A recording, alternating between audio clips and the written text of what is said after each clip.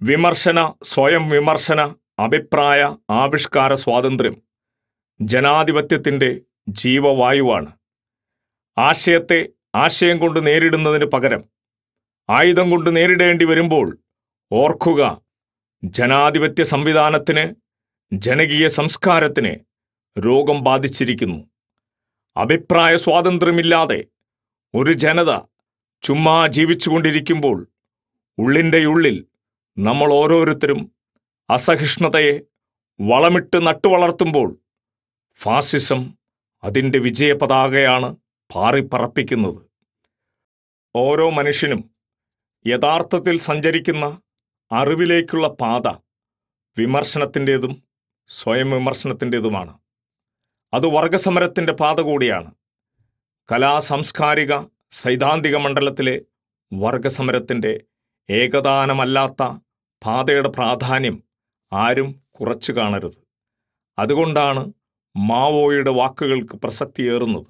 മാവോയുടെ 100 പൂക്കൾ വിടരട്ടെ, 100 ചിന്തകൾ മത്സരിക്കട്ടെ എന്ന മഹത്തായ സങ്കല്പം അരാജകത്വത്തിലേക്കുള്ള വൺ വേ ടിക്കറ്റല്ല, മനുഷ്യരുടെ സർഗാത്മകതയുടെ, കാലത്തെ ഏകാധിപത്യത്തെ, ബ്യൂറോക്രസിയെ, മരണത്തെ അതിജീവിക്കാനുള്ള ക്രിയാത്മകമായ വിമർശന സ്വാതന്ത്ര്യത്തിൻ്റെ ഉദാത്തമായ കാവ്യാത്മകമായ ആശയപ്രകടനം കൂടിയാണ്.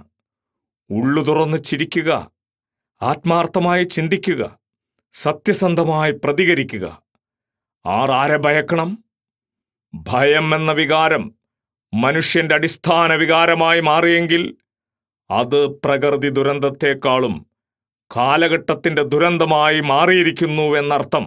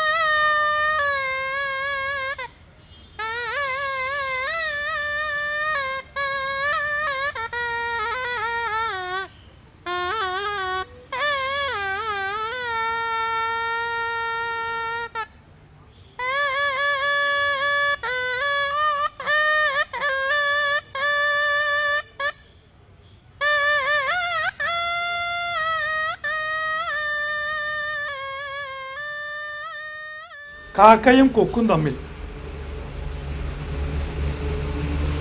കാക്ക കൊക്കാവും. അതിന് ജീവശാസ്ത്രമൊന്നും വേണ്ടടോ. ആർക്കും വേണ്ടാതെ കിടക്കുന്ന വെറും വ്യാകരണം മതി.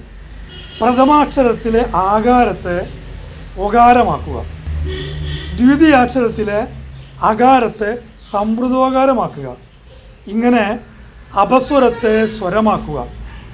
ഏത് കാക്കയും കൊക്കായി പോവും. വാസ്തവത്തിൽ സ്വരം ഏതാണ്, അപസ്വരം ഏതാണ്? കാക്ക സ്വരമോ അപസ്വരമോ? അറിയുക.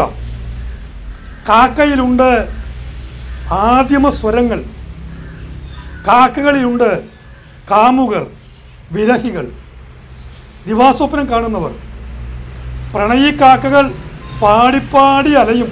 അമ്മ കാക്കകൾ പൊൻകുഞ്ഞുങ്ങളെ താരാട്ട് പാടി ഉറക്കും. കവിക്കാക്കകൾ പ്രവാചക ഗീതങ്ങൾ ആലപിക്കും. ചങ്ങാതി, കാക്കയാണ് സ്വരം, സ്വരമാണ് കാക്ക.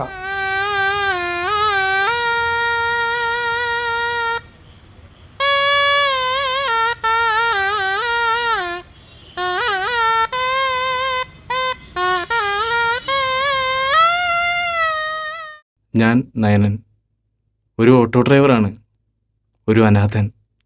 എൻ്റെ കൂട്ടുകാർ പണിയെടുക്കുന്ന നഗരത്തിലെ പഞ്ചനക്ഷത്ര ഹോട്ടലിൻ്റെ മുകളിൽ നിന്നും നഗരം ചന്ത എനിക്ക് വ്യക്തമായി കാണാം. മനുഷ്യരുടെ മത്സരം, മീൻ, ഇറച്ചി, പച്ചക്കറി market, Sakthan Thampuran bus stand, ചേരി, എല്ലാം എന്നിലെ ഒരു അനാഥൻ്റെ ഉള്ളിലെ പരാതികളും വിമർശനങ്ങളും. സ്വയം ഉള്ളിലുതക്കാൻ, അടങ്ങിയൊതുങ്ങി ജീവിക്കാൻ. നിശബ്ദമായി സഹിച്ചു കഴിയാൻ എന്നെ നിർബന്ധിക്കുന്നു. എന്നും പത്രങ്ങളിൽ, ടി വിയിൽ കാണുന്ന പ്രതിഷേധ പ്രകടനങ്ങൾ, മനുഷ്യരുടെ മുഖത്ത് കാണുന്ന നിരാശ, നിസ്സഹായത, ഇതെല്ലാം ഒരു ദിവസം പൊട്ടിത്തെറിക്കും. എനിക്കും പൊട്ടിത്തെറിക്കണം. അറിയില്ല എങ്ങനെ, എവിടെ, എപ്പോൾ, എന്തിന്, ആർക്കു വേണ്ടി. അവസാനം പറഞ്ഞ ചോദ്യത്തിനാണ് ഉത്തരം തേടേണ്ടത്. ആർക്കു വേണ്ടി?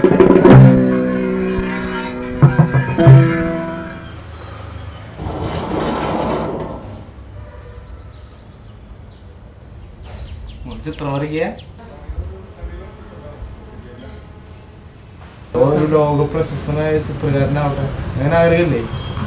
സ്കൂളിലും മത്സരത്തിൽ പങ്കെടുത്തിട്ടുണ്ടോ?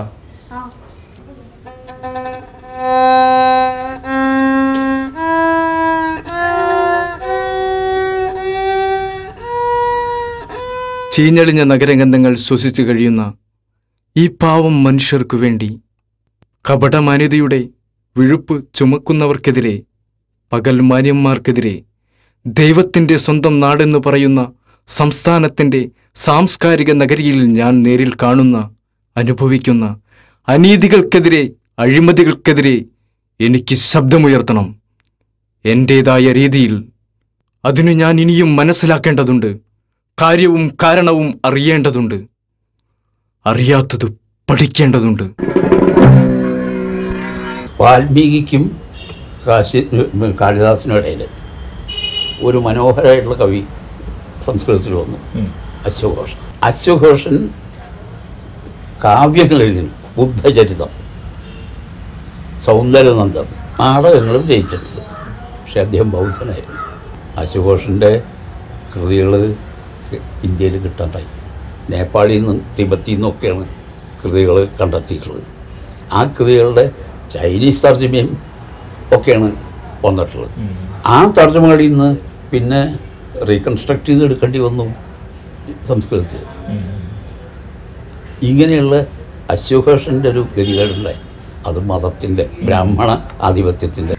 വിമർശിക്കാനുള്ള സ്വാതന്ത്ര്യം കൂടുതൽ നിയന്ത്രിക്കപ്പെട്ടുകൊണ്ടിരിക്കുകയാണ് എഴുത്തിൻ്റെ കാര്യത്തിൽ. ഇപ്പോൾ പുസ്തകങ്ങളെ പറ്റി എന്തെങ്കിലും ഒന്ന് പറഞ്ഞു പോയാൽ അപ്പം തന്നെ നമ്മുടെ നേരെ ആൾക്കാർ ചാടി വീണിട്ട് ഈ വിമർശിക്കുന്നത് തെറ്റാണ്. 10ാം ക്ലാസ്സിലെ സെൻട്രൽ സിലബസിലാണ് അത് വന്നിരിക്കുന്നത്. മനുഷ്യൻ്റെ ഉൽപ്പത്തിയെ പറ്റിയിട്ട് നമ്മുടെ ബൈബിളിൽ പറഞ്ഞിരുന്നതൊക്കെ അതൊന്നും ശരിയല്ല.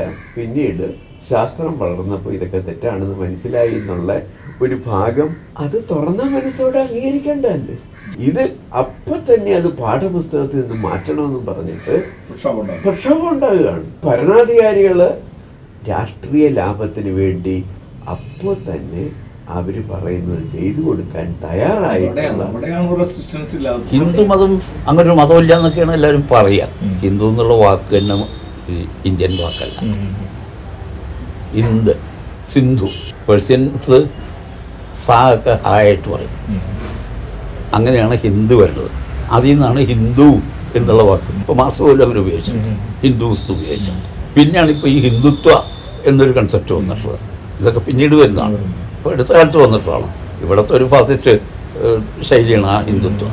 ഞാൻ ഉദ്ദേശിക്കുന്നത് ദൈവം, പിശാച്, സ്വർഗം, നരകം, ആത്മാവ്, പുനർജന്മം, ജാതി, മതം, ഇതിനെ പറ്റിയുള്ള അന്ധവിശ്വാസങ്ങളാണ്. ഈ പറഞ്ഞ 8 കാര്യങ്ങളും ഓരോന്നും നമ്മൾ വിസ്തരിച്ച് വിമർശന ബുദ്ധിയോട് കൂടിയിട്ട് നിരീക്ഷണ പരീക്ഷണം നടത്തി നോക്കിക്കഴിഞ്ഞാൽ ഇതൊക്കെ അന്ധവിശ്വാസങ്ങളാണെന്നുണ്ടെങ്കിൽ യാതൊരു സംശയമില്ല. ഇപ്പം നമ്മളെല്ലാവരും കേരളം മുഴുവൻ കൊട്ടിഘോഷിക്കുന്ന ഒരു വിഷയമാണ് നിധി വന്നിരിക്കും, നിധി വന്നു. എൻ്റെ ആഗ്രഹവും ഞാൻ പ്രതീക്ഷിച്ചിരുന്നത് കേരളം നമ്മളെല്ലാവരും ഒറ്റ ശബ്ദത്തിൽ ഇത് കേരളത്തിലെ ജനങ്ങളുടെ വിദ്യാഭ്യാസത്തിന്, അവരുടെ ആരോഗ്യം മെച്ചപ്പെടുത്തുന്നതിന്, ഒരു 100 കണക്കിനുള്ള പുതിയ സംരംഭങ്ങൾക്ക്, അതിന് പകരം ശ്രീപത്മനാഭസ്വാമിയുടെ ദാസന്മാർ ഏറ്റവും സ്നേഹമായിട്ട് സ്വന്തമായിട്ടൊന്നും ചെലവാക്കാതെ കഴിഞ്ഞ് 250 വർഷം കേരളത്തിലെ ജനങ്ങളെ പരിപാലിച്ച എന്ത് നല്ല രാജാക്കന്മാരായിരുന്നു. തെറ്റാണിത്. കേരളത്തിലെ ജനങ്ങളിൽ 70% പട്ടിണിപ്പാവങ്ങളായിട്ട് കിടന്ന് മരിച്ചപ്പോൾ അത് മുഴുവനും കൊണ്ടുപോയി അന്ധവിശ്വാസത്തിൻ്റെ ഭാഗമായിട്ട് ശ്രീപത്മനാഭസ്വാമി ക്ഷേത്രത്തിൽ ഡെപ്പോസിറ്റ് ചെയ്തതാണ്. കേരള ചരിത്രത്തിൻ്റെ ഐക്യകേരളപ്പിറവിക്ക് മുമ്പുള്ള നവോത്ഥാനത്തിനു മുമ്പുള്ള കാലഘട്ടം എടുത്ത് പരിശോധിച്ചാൽ മുല ചുങ്കം ചുമത്തിയിരുന്ന നാട്, ജമ്മിത്വത്തിൻ്റെ അധിനിവേശം ഉണ്ടായിരുന്ന നാട്, പുലയരാതി പിന്നോക്കക്കാർ, കീഴവരാതി പിന്നോക്കക്കാർക്ക് പൊതുനിരത്തിൽ നടക്കാൻ കഴിയാത്ത സാമൂഹ്യ സാഹചര്യമുണ്ടായിരുന്ന ഒരു നാടായിരുന്നു നമ്മുടെ കേരളം. ആ കേരളത്തിൽ ഒരു ജാതി, ഒരു ദൈവം, ഒരു മതം മനുഷ്യന് എന്നുള്ള മുദ്രാവാക്യം ശ്രീനാരായണ ഗുരു മുന്നോട്ട് വെച്ചു. അതിൻ്റെ രത്നച്ചുരുക്കം മനുഷ്യകേന്ദ്രീകൃതമായൊരു സമൂഹത്തെ സൃഷ്ടിക്കുക എന്നുള്ളതാണ്. പക്ഷേ അവിടെ നിന്ന് കേരളീയ നവോത്ഥാന പ്രസ്ഥാനം മുന്നോട്ട് പോയി. അയ്യപ്പൻ പറഞ്ഞു ജാതി വേണ്ട, മതം വേണ്ട, ദൈവം വേണ്ട, മനുഷ്യന്. നാരായണ ഗുരുവിൽ നിന്ന് അയ്യപ്പനിലേക്കുള്ള ഒരു ദൂരം കേരളത്തിന് നഷ്ടപ്പെട്ടു. നമ്മുടെ നാട്ടിൽ കേരളീയ നവോത്ഥാനം സാധ്യമാക്കിയ ആ സമരോത്മകമായ മാനവികതയുടെ ഒരു പ്രയാണമുണ്ട്. ആ പ്രയാണത്തിന് തടയിടുന്നത് 1959 വിമോചന സമരമാണ്. നവോത്ഥാനം കേരളത്തിൽ സാധ്യമാക്കിയത് മാനവീയതയും അതുപോലെ തന്നെ യുക്തിബോധവും സാഹോദര്യവും സമത്വവും അങ്ങനെ എല്ലാ തരത്തിലും ആധുനിക മനുഷ്യൻ്റെ വികാസത്തിന് അനുയോജ്യമായ രീതിയിൽ ലോകത്തുണ്ടായ വൈജ്ഞാനിക വിപ്ലവത്തിൻ്റെയും ജ്ഞാനോദയ കാലഘട്ടത്തിൻ്റെയൊക്കെ അതുപോലെ തന്നെ സോഷ്യലിസ്റ്റ് ആശയങ്ങളുടെയൊക്കെ ഒരു ശക്തമായ പ്രതിഫലനം എന്നുള്ള രീതിയിൽ കേരളീയ നവോത്ഥാനം രൂപപ്പെട്ടു വരുന്ന ഒരു കാലത്താണ് ഇന്ത്യ കൂടുതൽ സ്വാതന്ത്ര്യത്തിലേക്ക് കടന്നു വരുന്നത്. സോഷ്യലിസ്റ്റ് ചേരിയുടെ പതനത്തോടുകൂടി അമേരിക്കൻ സാമ്രാജ്യത്വം മുന്നോട്ട് വെച്ച ഒരു അജണ്ടയുണ്ട്. ആ അജണ്ടയ്ക്ക് പിന്നിൽ അവർ ചൂണ്ടിക്കാണിച്ചത് 2 പ്രധാന പുസ്തകങ്ങളാണ്. ഒന്ന് ഫുക്കുയാമയുടെ എൻഡ് ഓഫ് ദ ഹിസ്റ്ററി, അതുപോലെ തന്നെ സാമുവൽ പി ഹണ്ടിങ്ടൻ്റെ ക്ലാഷ് ഓഫ് സിവിലൈസേഷൻ. നിലവിലുള്ള ചരിത്രം വർഗസമരത്തിൻ്റെ ചരിത്രമാണ് എന്ന് പറഞ്ഞുകൊണ്ടാണ് മാനിഫെസ്റ്റോ ആരംഭിക്കുന്നത്.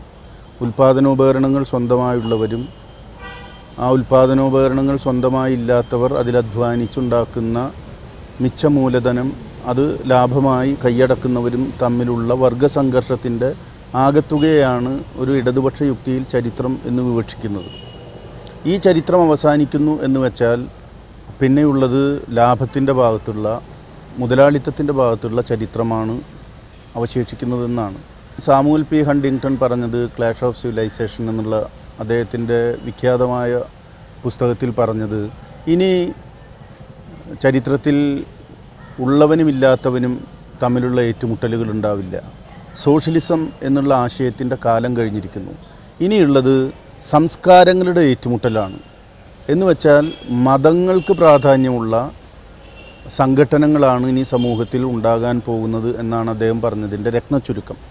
നവലിബറൽ സമ്പ്രദായങ്ങളനുസരിച്ച് നീങ്ങുന്ന കമ്പോളവൽകൃത ആഗോളവൽകൃത ചലന നിയമങ്ങൾക്കനുസരിച്ച് നീങ്ങുന്ന ഒരു ലോക സമൂഹത്തിൽ സംഭവിക്കാൻ പോകുന്നത് വീണ്ടും വർഗയുക്തിയുടെ അടിസ്ഥാനത്തിലുള്ള ചലന നിയമങ്ങളാണ് എന്ന് ലോക സാഹചര്യങ്ങൾ തെളിയിക്കുന്നു. വിമർശനം എന്നുള്ളത് സ്വാതന്ത്ര്യത്തിൻ്റെ ഭാഗമാണ്. ഇവിടെ എന്താ പ്രശ്നം എന്ന് വെച്ചാൽ ചിലർ വിചാരിക്കും ഞാൻ കാണുന്ന കാഴ്ചയാണ് ശരി, അപ്പം മറ്റുള്ളവർ മറ്റുള്ളവരുടെ ശരികളുമായിട്ട് ജീവിക്കണമെന്നല്ല, എല്ലാവരും എൻ്റെ ശരിയിലേക്ക് വരണം. പ്രത്യേകിച്ചും അധികാര കേന്ദ്രങ്ങൾ, ഭരണകൂടങ്ങൾ, ഇതുമായി ബന്ധപ്പെട്ട സ്ഥാപനങ്ങളിലാണ് ഈ പ്രശ്നം ഏറ്റവും ഗൗരവമായിട്ട് വരുന്നത്. ഇങ്ങനെ പലതരത്തിൽ നമ്മുടെ സ്വാതന്ത്ര്യത്തെ ചങ്ങലക്കിടുന്ന ഒരുപാട് സംവിധാനങ്ങൾ നമ്മുടെ നാട്ടിലുണ്ട്. ഇവിടെ ഭരണകൂടത്തിന് ഇങ്ങനൊരു പ്രശ്നം വരുമ്പോൾ ഒരു രാജ്യം സ്വേച്ഛാധിപത്യത്തിൽ ചെന്നുപെടും. ഞാനാണ് ശരി, അടിയന്തരാവസ്ഥ നമ്മുടെ തൊട്ട് പുറകിലുണ്ട്, നമ്മൾ നോക്കിയാൽ അറിയാം. ഞാനാണ് ശരി, ഞാനാണ് സത്യം എന്ന് വിചാരിക്കുന്ന ഭരണകൂടം, ആ ഭരണകൂടം എല്ലാ എതിർ ശബ്ദങ്ങളെയും അടിച്ചമർത്തി ജയിലിലിട്ടു, പീഡന ക്യാമ്പുകൾ തുടങ്ങി രാജ്യം മുഴുവൻ ഒരു തുറന്ന തടവറ ആയി മാറി. അടിയന്തരാവസ്ഥ കഴിഞ്ഞതോടുകൂടി കേരളത്തിലെ സർക്കാരുകൾ രൂപീകരിക്കുന്നതിൽ കുതിരക്കച്ചവടത്തിൻ്റെ കാലമായി. 80-ലെ ഇടതുപക്ഷ ഗവൺമെൻറ്റിനെയും ഈ ശരിക്കും കുതിരക്കച്ചവടം കൊണ്ടാണ് അട്ടിമറിക്കുന്നത്. ഇതൊക്കെ തന്നെ ഈ കുതിരക്കച്ചവടത്തിൻ്റെ ഒക്കെ പിന്നിൽ കാണാൻ കഴിയുന്ന കാര്യം മതസാമുദായിക ശക്തികളുടെ രാഷ്ട്രീയവൽക്കരണവും അവരുടെ വോട്ട് ബാങ്ക് രൂപീകരണവുമായി ബന്ധപ്പെട്ട കാര്യങ്ങളാണ്. കേരളത്തിലെ വിദ്യാഭ്യാസം കച്ചവടവൽക്കരിക്കപ്പെടുന്നു. കേരളത്തിൻ്റെ വിദ്യാഭ്യാസത്തിൻ്റെ ഉള്ളടക്കം തന്നെ സാമൂഹ്യ വിരുദ്ധമാകുന്നു. ഒരു മതനിരപേക്ഷ സംസ്കാരത്തെ ഇല്ലായ്മ ചെയ്യുന്നതിന് ശ്രമിച്ചുകൊണ്ടിരിക്കുന്നു. തീർച്ചയായിട്ടും ഇതെല്ലാം കൂടി ഉണ്ടാക്കുന്നത് കേരളത്തിലെ ദൈനംദിന ഭരണത്തിൽ മത സാമുദായിക ശക്തികളുടെ ഇടപെടൽ വർദ്ധിച്ചു വരുന്നതായിട്ടാണ്. 99% ആളുകളും ഇതൊക്കെ വിശ്വസിച്ചിട്ട് അതിനുവേണ്ടി സ്വയം ചത്തട്ടായാലും മറ്റുള്ളവരെ കൊല്ലാൻ ശ്രമിക്കുന്ന ഒരു രീതിയാണ് ഇന്നുള്ളത്. സുഹൃത്തുക്കളെ, ക്രൈസ്തവ സഭ ജനാധിപത്യവൽക്കരിക്കപ്പെടേണ്ടതുണ്ട്. ഞങ്ങൾ ആട്ടിൻപറ്റങ്ങളാണ്. പക്ഷേ ചാട്ടവാർ ചുഴറ്റാൻ അച്ഛന്മാർക്ക് എന്താണ് അവകാശം? അടികൊണ്ട് ഞങ്ങളുടെ പുറം തേഞ്ഞു തുടങ്ങിയിരിക്കുന്നു. ഞങ്ങൾക്കും സ്വാതന്ത്ര്യം വേണം. സ്വാശ്രയ ലാഭക്കൊള്ളയിൽ നിന്നും കിട്ടുന്നതിൻ്റെ വിഹിതം ആട്ടിൻപറ്റത്തിനും പങ്കിടണം. ഇടയ്ക്ക് തെറ്റ് ചെയ്യുന്ന ഇടയന്മാരെ ചാട്ടവാറുകൊണ്ടടിക്കാൻ ആട്ടിൻപറ്റത്തിനും സ്വാതന്ത്ര്യം വേണം. അല്ലെങ്കിൽ ക്രൈസ്തവ സഭ കൊള്ളയടി നിർത്തിവെച്ച് മര്യാദക്കാരായി ജീവിക്കണം എന്നൊരഭിപ്രായം ഞങ്ങൾക്കുണ്ട്. അപ്പോൾ സത്യത്തിൽ എന്താ ചേട്ടാ അവിടെ ഉണ്ടായ കാര്യം ഞാൻ പറയാൻ കഴിയുന്നത്, ലോഹിട്ട ആൾക്കാർ പാവപ്പെട്ട സമുദായക്കാരായ ഈ ക്രിസ്ത്യൻ സമുദായത്തിലും ചൂഷണം ചെയ്യുന്ന ഒരു കാര്യങ്ങൾ അവിടെ നടക്കുന്നത്. ശരിക്കും പറഞ്ഞാൽ ഡ്രാക്കുള പോലെ ലോഹിറ്റ് ഇറങ്ങുന്ന ആൾക്കാരാണ് ഈ വെള്ളം ലോഹിറ്റ ആൾക്കാർ. ഇപ്പോൾ ഈ സംഭവം അത് പാവപ്പെട്ടവരെ ചൂഷണം ചെയ്തിട്ട് അവർ സൂഹിക്കുക. കേരളത്തിൽ ഇന്നും ഒരു വിഭാഗം ജനങ്ങളുടെ വിശ്വാസം അല്ലെങ്കിൽ ആശ്വാസം ഇന്നും മതങ്ങളിലാണ്. ഇപ്പം അതിൻ്റെ ഏറ്റവും അടുത്ത ഇത് തലൂർ എന്ന് പറഞ്ഞ ഒരു സ്ഥലമുണ്ട് ഇവിടെ തൃശ്ശൂർ ജില്ലയിൽ. അവിടെ ഏറ്റവും ഭീകരമായിട്ടുള്ള ഒരു അവസ്ഥയിലാണ് ഇപ്പോൾ മതത്തിൻ്റെ അവസ്ഥ ചെന്ന് നിൽക്കുന്നത്. ഈ പള്ളിക്കുള്ളിൽ ഉള്ള ചില പ്രശ്നങ്ങളാണ് അവിടെ നടക്കുന്നത്. അതിരൂപതയും CMI സഭയും തമ്മിലുള്ള പ്രശ്നങ്ങളാണ്. എന്നുവെച്ചാൽ ഈ CMI സഭ കുറേ വർഷങ്ങളായിട്ട്, ഏകദേശം ഒരു 10-75 വർഷങ്ങളായിട്ട് അവിടെ നിലനിന്നിരുന്ന ഒരു സഭയാണ്. അപ്പോൾ ഇപ്പോൾ അതിരൂപത അത് പിടിച്ചെടുക്കാനുള്ളൊരു തന്ത്രത്തിലാണ്. അതിന് വളരെ മഹനീയമായിട്ടുള്ള കുറുക്ക് വഴികളാണ് അവർ നടത്തിക്കൊണ്ടിരിക്കുന്നത് അതിരൂപത. ഇപ്പോൾ ഈ ഒരു 3.5 വർഷം മുമ്പ് അവരൊരു പള്ളി, പുതിയൊരു പള്ളി അവിടെ നിർമ്മിക്കാനാണ് ശ്രമിച്ചത്.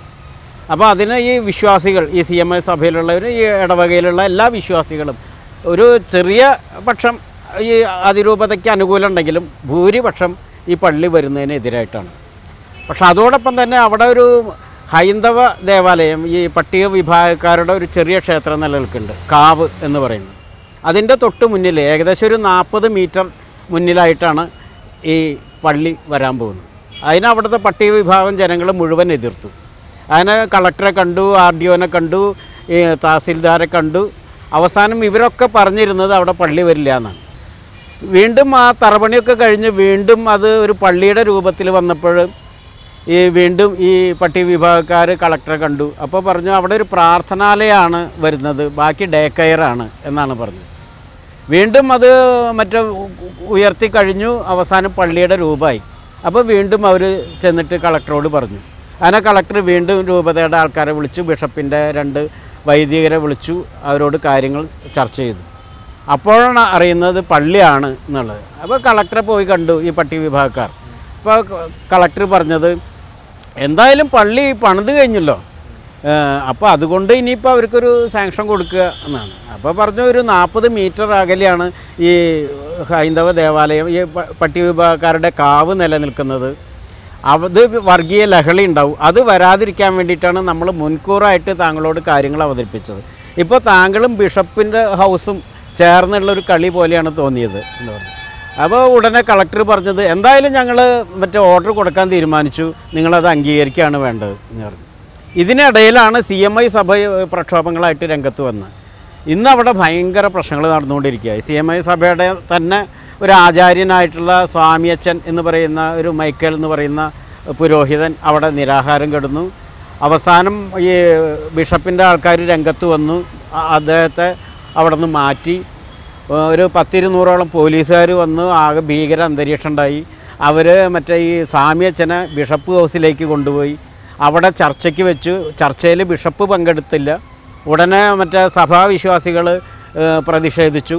അതിനാ പ്രതിഷേധത്തിന് ശേഷം വീണ്ടും പോലീസ് വന്ന് ഇവരെ ഒരു 10-70 സ്ത്രീകളും പുരുഷന്മാരെ അടക്കമുള്ള വിശ്വാസികളെ അറസ്റ്റ് ചെയ്ത് കൊണ്ടുപോയി. വളരെ വിപുലമായൊരർത്ഥത്തിൽ ചിന്തിച്ചാൽ മതപരമായ അർത്ഥത്തിലല്ല ഇനി ലോകം പുലരാൻ പോകുന്നത്. അതിന് തികച്ചും ശാസ്ത്രീയമായ ഒരു യുക്തിയുടെ പിൻബലമുണ്ടാകാൻ പോകുന്നു എന്നാണ് 20-ാം നൂറ്റാണ്ടിൻ്റെ വിചാരശില്പി എന്ന് വിശേഷിപ്പിക്കുന്ന കാൾ സാഗനെ പോലുള്ളവരൊക്കെ പറയുന്നത്. മതപരമായ കാര്യത്തിലാണെങ്കിലും എൻ്റെ വിശ്വാസം നമുക്ക് കൂടുതൽ വിമർശനങ്ങളാണ്. ശാസ്ത്ര സാങ്കേതിക വളർച്ചയ്ക്കിടയ്ക്ക് ഈ മൂഢവിശ്വാസങ്ങൾക്ക് സ്വാഭാവികമായി കുറവ് സംഭവിക്കേണ്ടതാണ്. പക്ഷെ ഇന്ന് അതല്ല, വളരെയധികം ശക്തിപ്പെട്ടുകൊണ്ടിരിക്കുകയാണ്. ഒരുപക്ഷെ ഭരണകൂടത്തെ പോലും നമുക്ക് വിമർശിക്കാൻ സാധിച്ചു എന്ന് വരാം. ഇന്ത്യ പ്രധാനമന്ത്രിയെ നമുക്ക് ഇവിടെ നിന്ന് വിമർശിക്കാം. പക്ഷെ ഒരു മതമേധാവിയെയോ ഒരു ജാതി പ്രമാണിയെയോ വിമർശിച്ചാൽ നമുക്ക് വീട്ടിലെത്താൻ പറ്റില്ല. കാരണം അസഹിഷ്ണുതയുടെ കൂടാരങ്ങളായി നമ്മുടെ മതങ്ങൾ, ജാതികൾ മാറിക്കൊണ്ടിരിക്കുകയാണ്. SNDP ആയാലും NSS ആയാലും ഉണ്ണി നമ്പൂതിരി സഭയായാലും അതുപോലെ തന്നെ പുലയ മഹാസഭയായാലും സ്വജാത്യാഭിമാന പ്രസ്ഥാനങ്ങളായി അത് മാറി. ജാതി വേണ്ട, മതം വേണ്ട എന്ന് പറയുന്ന ഒരു മനുഷ്യനെ സൃഷ്ടിക്കാൻ ഉദ്യമിച്ച് പുറപ്പെട്ട ഈ പ്രസ്ഥാനങ്ങളെല്ലാം പുലയനായതിൽ അഭിമാനിക്കൂ, നമ്പൂതിരിയായതിൽ അഭിമാനിക്കൂ, നായരായതിൽ അഭിമാനിക്കൂ, ഈഴവനായതിൽ അഭിമാനിക്കൂ, അങ്ങനെ സ്വജാത്യാഭിമാന പ്രസ്ഥാനങ്ങളായി ജാതിവിരുദ്ധ പ്രസ്ഥാനങ്ങൾ മാറി. സമകാലീന കേരളത്തിലെ വോട്ട് ബാങ്കുകളായി അത് പരിണമിക്കാൻ തുടങ്ങി. സ്വാശ്രയത്തിനെ കുറിച്ച് പറയുകയാണെങ്കിൽ സ്വാശ്രയം എന്ന് പറഞ്ഞിട്ട് അവരുടെ കാശ് അവർക്ക് വേണ്ടി യൂസ് ചെയ്യാം, പാവങ്ങൾക്ക് ഒരാൾക്ക് വേണ്ടി യൂസ് ചെയ്യാൻ ഉപയോഗിക്കാൻ നല്ല പ്രതിഷേധിക്കാൻ ഇപ്പോഴത്തെ അറിയാലോ, കുട്ടികളെ ആലോചിച്ചിട്ടും ഓരോരുത്തരും ആലോചിച്ചിട്ടാണ് ഇപ്പോഴത്തെ പ്രോബ്ലം നടക്കുന്നത്. അത് തെമ്മാടിത്തരം പറയും. തെമ്മാടിത്തരമല്ല, എന്താ പറയുക, തെണ്ടിത്തരം. ദൈവം എന്ന് പറയുന്ന ഒരു സംഗതിയിൽ ഒരു സത്യത്തിൽ നടക്കുമ്പോൾ കോടതിയിൽ ഒരു മൊഴിയെടുക്കുമ്പോൾ സ്വാഭാവികമായിട്ടും ഉണ്ടാകുന്ന ഒരു പ്രധാനപ്പെട്ട സംഭവം വ്യക്തികളെല്ലാവരും ദൈവവിശ്വാസികളായി മാറുവാനുള്ള ഒരു പരോക്ഷമായ പ്രയത്നയാണ് അതിൽ നിന്നുണ്ടാവും. എൻ്റെ ഈശ്വരൻ എന്താണെന്നുള്ളത് തീരുമാനിക്കുന്നത് ഞാനാണ്. ഇവിടെ തൻ്റെതായ നിലയിൽ പുരാണ ഇതിഹാസ കഥാപാത്രങ്ങളെ കണ്ടെത്താനും ആവിഷ്കരിക്കാനും ആണ് ലോക പ്രശസ്തനായ ഇന്ത്യൻ ചിത്രകാരൻ എന്ന ഹുസൈൻ ശ്രമിച്ചത്.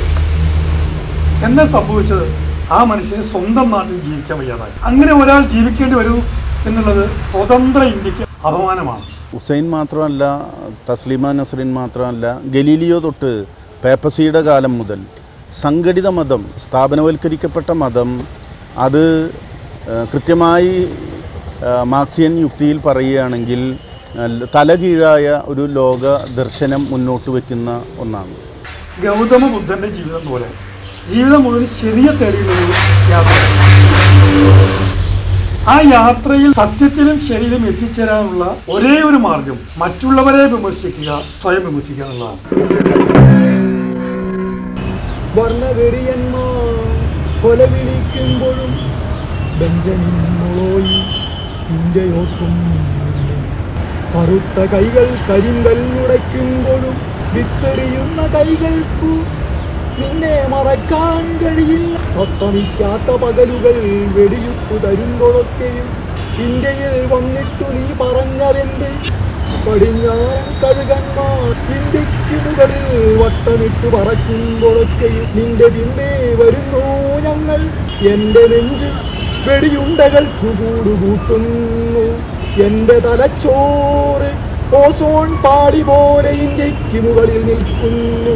ഹീറോ ശർമിള നല്ല വിഷയമാണ്. ഹീറോ ശർമിള എന്നുള്ളത് ഇത്രയും കാലത്തെ സമരങ്ങൾ മണിപ്പൂരി ഇത് ചെയ്തുകൊണ്ടിരിക്കുമ്പോൾ കവിയത്രി നല്ല ഇത് ഇവിടുത്തെ എഴുത്തുകാരുടെ സ്വഭാവത്തെയും അവരുടെ നിരീക്ഷണ രീതിയെയും സമര രീതിയെയും മാറ്റുന്നുണ്ട്. അതിലെ എടുത്തു പറയാവുന്ന റീഡിങ് കൂടിയിരിക്കുകയാണ് എല്ലാ തരത്തിലും, വിദ്യാർത്ഥികളുടെ ഇടയിലായാലും ആരുടെ ഇടയിലായാലും പുസ്തകം നശിച്ചു. മറ്റുള്ള കാര്യങ്ങളൊക്കെ പ്രത്യേകിച്ച് ഒറ്റ ഒരു കൺവെട്ടത്തോടി കഴിഞ്ഞു പോയി. ഒരു പുസ്തകം വായിച്ചാൽ നമുക്കൊരു ചരിത്രം തന്നെ വായിച്ചാൽ വീണ്ടും വീണ്ടും വായിക്കാനുള്ള ഒരു പ്രതീതി ലഭിക്കും. പണ്ട് ലണ്ടൻ നഗരത്തിന്റെ വൃത്തികേടുകളും നഗരങ്ങളുടെ മാത്രമല്ല ആശുപത്രികളുടെ വൃത്തികേടുകളും ചാൾസ് ഡിക്കൻസ് നോവലിലൂടെ എഴുതിയപ്പോഴാണ് അനാഥാലയത്തിന്റെ, ഇപ്പോൾ പൊലിവർ ട്വിസ്റ്റ് ഒക്കെ വരുമ്പോൾ അനാഥാലയത്തിന്റെ വൃത്തികേടുകൾ പുറത്തേക്ക് വന്നു. അതുപോലെ തന്നെ മറ്റു പല നോവലുകളിലും ലണ്ടൻ നഗരത്തിനെ തുറന്നു കാണിച്ചു. ഉടനെ ഗവൺമെന്റ് കാണുന്നത് അതെല്ലാം പൊളിച്ച് നവീകരിക്കണം എന്നുള്ളടത്തേക്ക് വന്നു. അതുകൊണ്ട് ആ രാജ്യത്ത് ഇടിച്ചു കാണിക്കുക എന്നുള്ളതല്ല അവിടെ സംഭവിച്ചത്. ഈ ചക്കങ്കണ്ടം ഗ്രാമത്തിന്റെ മലിനീകരണത്തെ കുറിച്ച് സാറ ടീച്ചർ എഴുതുമ്പോൾ അതിനെതിരെ ഷെരീഫ് എന്ന് പറഞ്ഞ ഒരുത്തൻ കേസ് കൊടുക്കുന്നത് എനിക്ക് തോന്നിയത് അവന്റെ ഗ്രാമത്തിലെ ദുരിതങ്ങൾക്കെതിരെ അവൻ സമരം ചെയ്യാൻ തയ്യാറല്ല. അതുകൊണ്ടാണ് അതിന് പകരം പറയുന്നത് അവിടെ പെണ്ണ് കിട്ടാൻ ആള് വരുന്നില്ല, സ്ഥലത്തിന്റെ ഡിമാൻഡ് ഇടിഞ്ഞിരിക്കുന്നു, അതുകൊണ്ടാണ് നോവല് നിരോധിക്കുന്നത്. ഭയങ്കര മണ്ടത്തരല്ല. ഗുരുവായൂർ ക്ഷേത്രത്തിൽ ഡംപ് ചെയ്യുന്ന മലിനീകരണങ്ങൾ ആ വേസ്റ്റുകളുടെ ഭാഗമായിട്ടാണ് ഗ്രാമം ഒരു മറ്റൊരു ലാലൂര് പോലെ വന്നിരിക്കുന്നത്.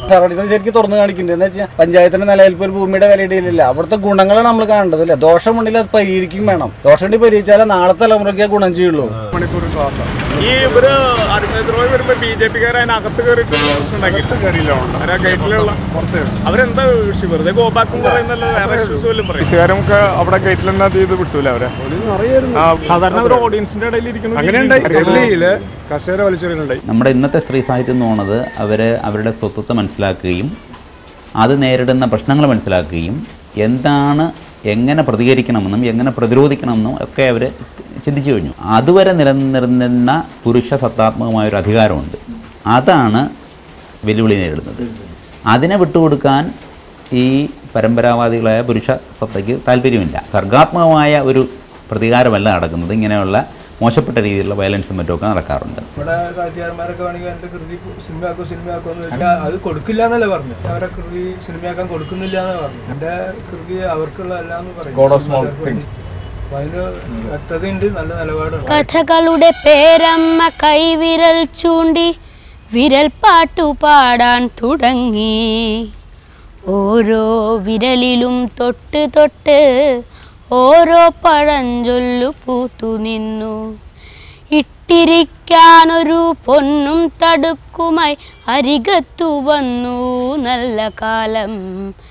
കേട്ടിരിക്കാനൊരു കാതും കൂർപ്പിച്ച് ചോദ്യം കുട്ടനും വന്നു നിന്നു.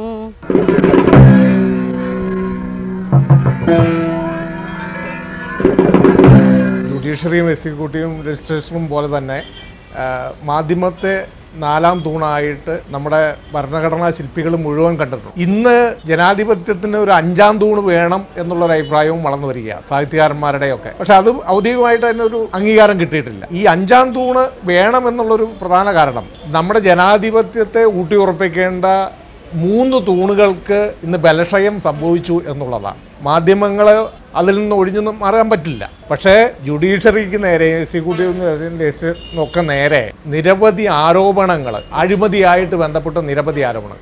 ഇപ്പോൾ കുറച്ചു കാലം മുമ്പൊക്കെ ഒരുപാട് പ്രക്ഷോഭങ്ങൾ നടത്തിയാൽ മാത്രം നേടിയെടുക്കാൻ പറ്റുമായിരുന്ന, അല്ലെങ്കിൽ എന്നിട്ട് പോലും പറ്റാതിരുന്ന ഒരുപാട് ആവശ്യങ്ങൾ ഒരു പക്ഷേ ഒരു ചാനലിലോ ഏതെങ്കിലും പത്രം ഏറ്റെടുത്താൽ അത് പലപ്പോഴും യാഥാർത്ഥ്യമാകുന്നുണ്ട്. മാധ്യമ പ്രവർത്തകർ പ്രതികരിക്കുന്നത് സമൂഹത്തിൻ്റെ നന്മയ്ക്ക് വേണ്ടിയാണ്. അത് നമ്മുടെ ജനാധിപത്യത്തിൻ്റെ അടിത്തറ ഭദ്രമാക്കി നിലനിർത്താൻ വേണ്ടിയിട്ടാണ്. 24 അവേഴ്സും ഉറങ്ങാതിരിക്കുകയാണ്. ഒരു സ്ഥലത്ത് ഒരു സ്ത്രീ പീഡന സംഭവം ഉണ്ടായാൽ പണ്ടൊക്കെ എത്ര പ്രക്ഷോഭങ്ങൾ സ്ത്രീ സംഘടനകൾ നടത്താറുണ്ട്, എന്നിട്ട് പോലും വിജയം കാണാറില്ല. പക്ഷേ ഇന്ന് പല വിഷയങ്ങളും മന്ത്രിമാരും വരെ വരച്ച വരയിൽ നിർത്താൻ നമ്മുടെ മാധ്യമങ്ങളുടെ ചർച്ചകൾക്ക് കഴിയുന്നുണ്ട്. പക്ഷേ ഇതിന് മറ്റൊരു വശമുണ്ട്. മാധ്യമങ്ങൾ ഇന്ന് അധികാരത്തിൻ്റെ തന്നെ ഒരു ഭാഗമായിട്ട് മാറിക്കൊണ്ടിരിക്കുകയാണ്. സ്വാഭാവികമായിട്ട് സൊസൈറ്റിയിലുള്ള എല്ലാ ജീർണതകളും മാധ്യമങ്ങൾക്കുണ്ട്. ആഗോളവൽക്കരണവും ഉദാരവൽക്കരണവും ഒക്കെ വന്ന അതിനോടനുബന്ധിച്ചാണെന്ന് തോന്നുന്നു ഈ മാറ്റം. എന്താണെന്ന് വെച്ചിട്ടുണ്ടെങ്കിൽ ഒന്ന്,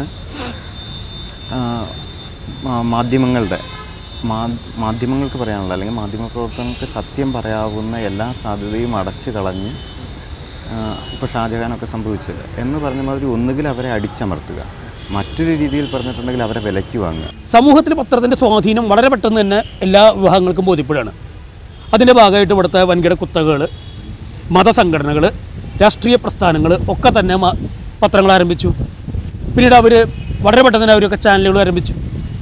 അപ്പോൾ ഈ പത്ര ഉടമയുടെ, അത് മുതലാളിയാവാം, വൻകിട കുത്തകയാവാം, അതൊരു മതസംഘടനയാവാം, അതൊരു രാഷ്ട്രീയ സംഘടനയാവാം, ഇവരുടെ താല്പര്യത്തെ മറികടക്കാൻ എത്ര ചങ്കൂറ്റുള്ള ഒരു പത്രപ്രവർത്തകനും ഒരു മീഡിയ പ്രവർത്തകനും കഴിയില്ല. എനിക്ക് പരിധിയുണ്ട്, സ്വാതന്ത്ര്യമുണ്ട് എനിക്കെന്നൊക്കെ പലരും പറയുന്നുണ്ടാവാം. പക്ഷെ അതൊക്കെ ലിമിറ്റഡ് സ്വാതന്ത്ര്യമാണ്. കേരളത്തിലെ നിങ്ങളെടുത്ത് നോക്കുക, കേരളത്തിലെ പത്രങ്ങളും ചാനലുകളും, ഏത് പത്രം ഏത് ചാനലോ ഇത്തരം താല്പര്യത്തിന് വ്യത്യസ്തമായിട്ടുള്ളത്? പത്രപ്രവർത്തകൻ്റെ മുൻകൈയിൽ ഒരു ചാനലോ പത്രം ഉണ്ടോ? ഒരു ചാനൽ ഇപ്പോൾ അടുത്ത കാലത്ത് പറയുന്നുണ്ട് ഞങ്ങൾ പത്രപ്രവർത്തകരുടെ ചാനലാണ്. നമുക്ക് കാത്തിരുന്ന് കാണാം. വലിയ മാധ്യമങ്ങൾ, അതായത് ചില വാർത്തകൾ, മാധ്യമങ്ങൾ തന്നെ ചില വാർത്തകൾ നിരാകരിക്കുകയും ചില വാർത്തകൾ മാത്രം പുറത്തു കൊണ്ടുവരികയും ശ്രമിക്കുക. ഈ ഒരു പ്രശ്നം, പത്രപ്രവർത്തകൻ എന്ന് പത്രം തുടങ്ങുന്നു, അവരെ കൺട്രോളിൽ ഇന്ന് പത്രം വരുന്നു, അതുവരെ ഈ ജീർണത കൂടുതൽ രൂക്ഷമായിട്ട് തുടരും. കൂടംകുളം പ്രശ്നം വരുന്നു.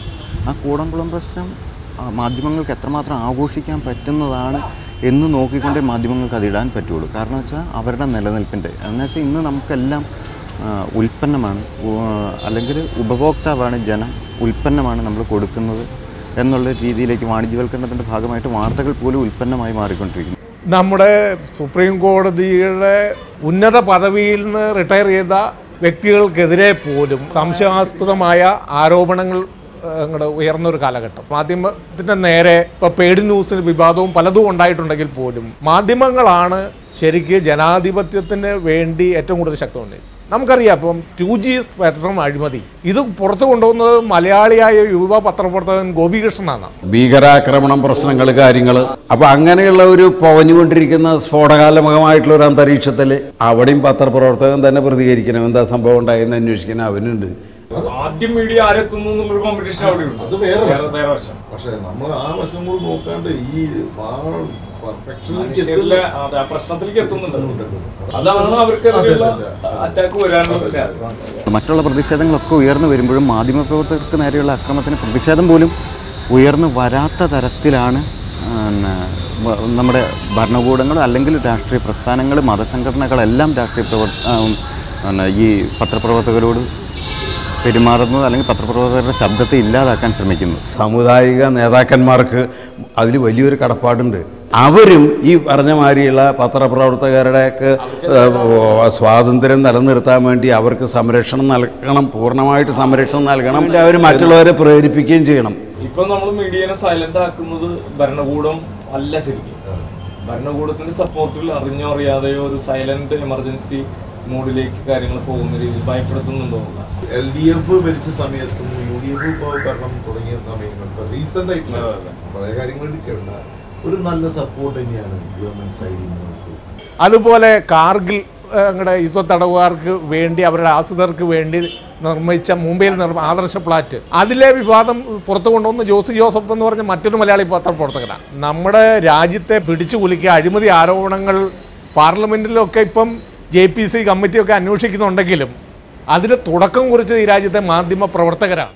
എന്തുകൊണ്ട് കേരളത്തിലെ പത്രക്കാരന് ഇപ്പോഴും സ്വദേശാഭിമാനി രാമകൃഷ്ണപിള്ളയെ തന്നെ കുറിച്ച് തന്നെ പറയേണ്ടവരനെ?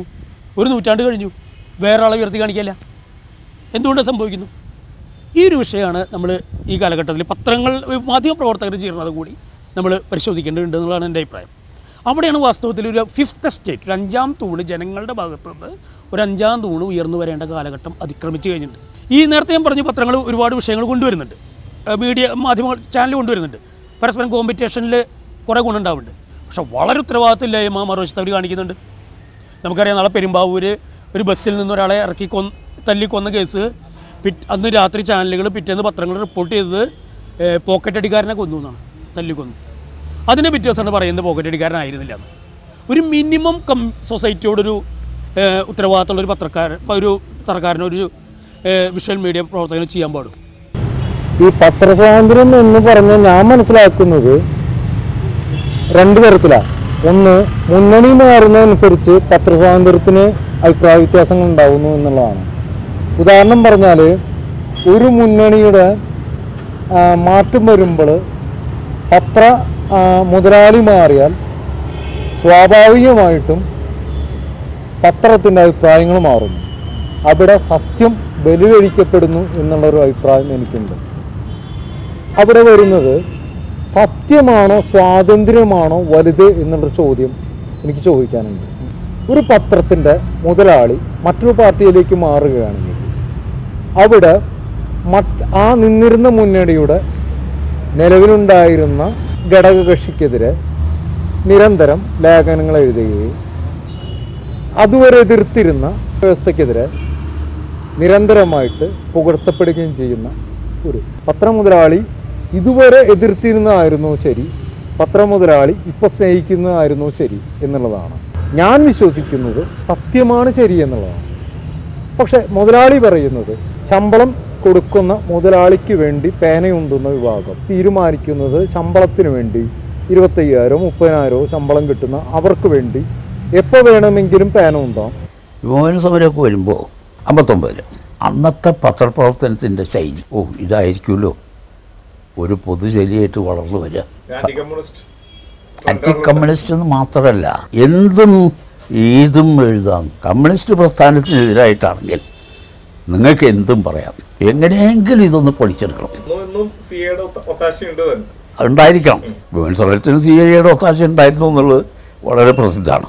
യുദ്ധം കഴിഞ്ഞു കബന്ധങ്ങൾ ഉന്മാദ നൃത്തം ചവിട്ടിക്കുഴച്ചൂരണാങ്കണം രക്തമൊഴുകി തളം കെട്ടി നിന്ന മൺമെത്തയിൽ കാൽ തെറ്റി വീണു നിഴലുകൾ ധൂമില സംഗ്രാമരംഗങ്ങളിൽ വിഷധൂളികൾ വീശും ശരസഞ്ചയങ്ങളിൽ തെന്നൽ മരണം മണം പിടിക്കും പോലെ തെന്നി നടന്നു പടകുടീരങ്ങളിൽ.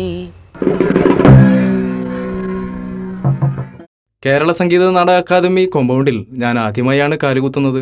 എത്രയോ മഹത്തായ കലാപ്രകടനങ്ങൾക്കും നാടകാവതരണങ്ങൾക്കും സാക്ഷ്യം വഹിച്ച പരിസരം. ബസ് കയറുമ്പോൾ മോദിക്കിടും. അപ്പോൾ അതിന് തോന്നിക്കാൻ പറയും, ഇങ്ങനെ കളയാനായിട്ട് ആക്ഷൻ കാണിക്കും. കളഞ്ഞില്ലെങ്കിൽ കണ്ടക്ടർ വിളിക്കും. ഇവിടെയുള്ള പല ജീവനക്കാരുടെയും അഭിപ്രായങ്ങൾ, വിമർശനങ്ങൾ എൻ്റെ ചിന്തകൾക്ക് സമാനമായിരുന്നു. അവരും എൻ്റെ സുഹൃത്തുക്കളായി മാറുകയായിരുന്നു. രാത്രി ഇപ്പോൾ തസ്ന ബാനു എന്ന് പറഞ്ഞ പെൺകുട്ടി IT മേഖലയിൽ വർക്ക് ചെയ്യുമ്പോൾ ഒരു കൂട്ടുകാരൻ്റെ കൂടെ 10 മണിക്ക് ചായ കഴിക്കാൻ നിന്നപ്പോഴേക്കും ഒരുപാട് പേര് വളഞ്ഞ് അതിനെ ആക്ഷേപിച്ചു.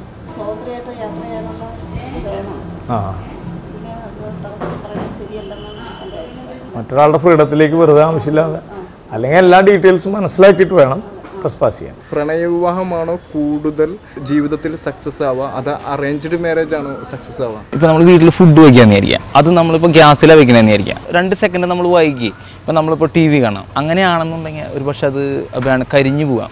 അത് നമ്മൾ കറക്റ്റായിട്ട് വിരുബലം ചെയ്യുന്ന രീതി ഉണ്ടല്ലോ, അവിടെ നിന്ന് അല്ലെങ്കിൽ ഒരു ഇതൊരു 2 മിനിറ്റിനുള്ളിൽ ഇത് ശരിയാവുന്ന ഒരു സാധനമാണ്. നമ്മൾ 10 മിനിറ്റ് കഴിഞ്ഞ് വന്നിട്ടുണ്ടെങ്കിൽ എന്തായിരിക്കും, അങ്ങനെ പ്രശ്നം ഉണ്ടാവില്ല. അത് തന്നെയാണ് ഈ കല്യാണത്തിൻ്റെ ഇതിൽ ശരിക്കും എനിക്ക് തോന്നിയിട്ടുള്ളത്. അങ്ങനെയാണ് പറഞ്ഞായാലും നിന്നായാലും രണ്ടുപേരും അങ്ങോട്ട് ഇങ്ങോട്ട് മനസ്സിലാക്കിയാണ് ഏറ്റവും ബെറ്റർ.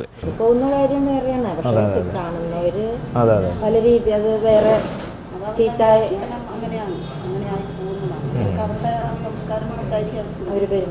IT മേഖല ഇപ്പോൾ നമ്മുടെ നാട്ടിൽ ഈ പ്രോബ്ലം ഉള്ളൂ.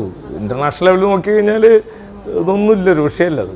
ഞാൻ പഠിച്ചത് ഓക്സ്ഫോർഡ് യൂണിവേഴ്സിറ്റിയിലാണ്. അവിടെ അപ്പനും അമ്മയും എന്തെങ്കിലും പറഞ്ഞിട്ടുണ്ടെങ്കിൽ, എന്തെങ്കിലും കാര്യങ്ങളുണ്ടെങ്കിൽ വീട്ടിൽ പറയാനായിട്ട് അവിടെ അതിനുള്ള സ്വാതന്ത്ര്യമുണ്ട്, അവർക്ക് പറയാനും പറ്റും. ഇവിടെ എന്ന് പറഞ്ഞാൽ അപ്പൻ്റെ അടുത്ത് പറഞ്ഞാൽ അപ്പൻ ചീത്ത പറയുമോ, അമ്മേൻ്റെ മമ്മിയുടെ അടുത്ത് പറഞ്ഞിട്ടുണ്ടെങ്കിൽ മമ്മി എന്നെ ചീത്ത പറയുമോ, അങ്ങനെയുള്ള രീതികളൊക്കെയാണ്.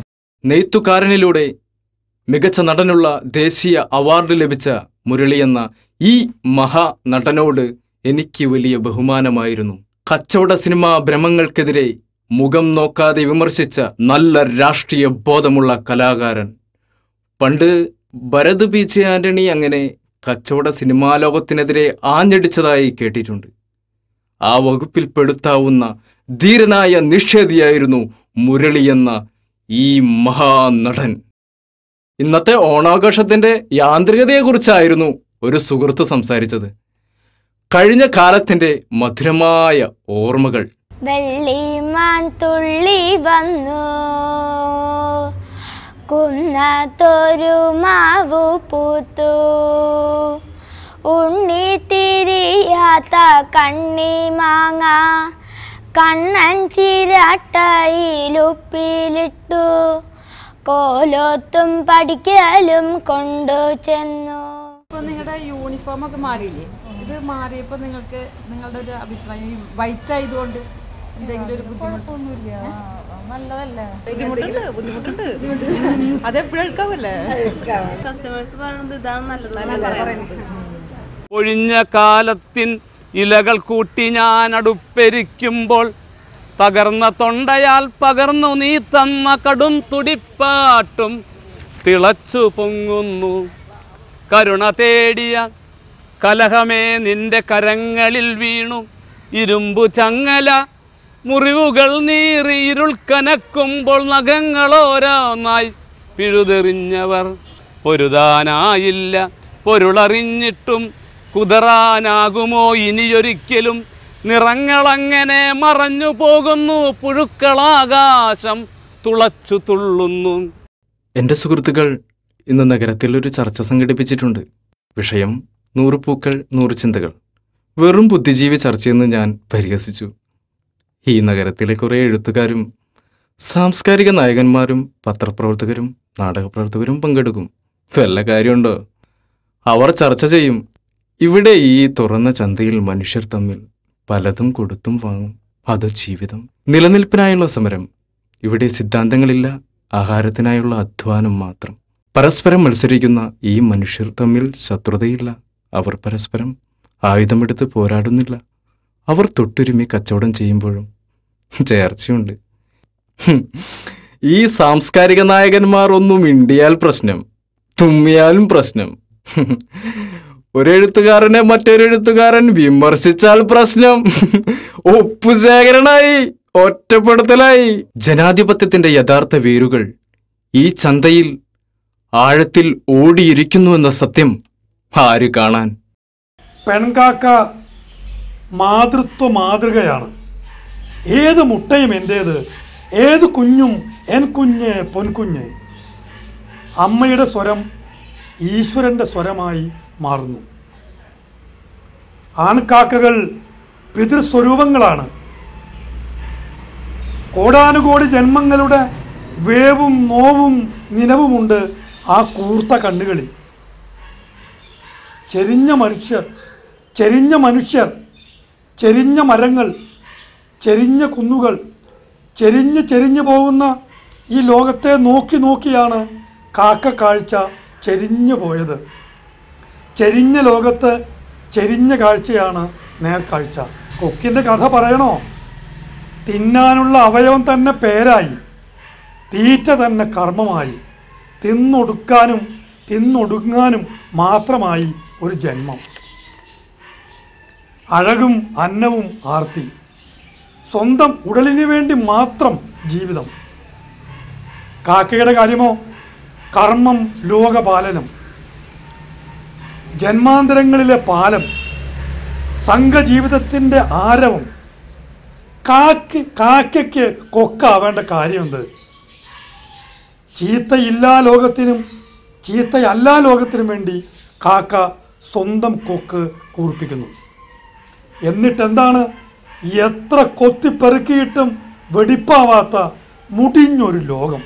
ഇപ്പോൾ ഇവിടെ കോർപ്പറേഷൻ ഇതിൻ്റെ ടൈലും ഈ സാധനങ്ങളൊക്കെ ഇട്ട് പൈപ്പും കണക്ഷൻസ് ഒക്കെ ഉണ്ടായിരുന്നു. അത് കൂടാതെ ഇനിയിപ്പോൾ ഇവിടെ നമ്മളിപ്പോൾ ഈ വിൽപ്പന ഇടണം. ഈ വിൽപ്പന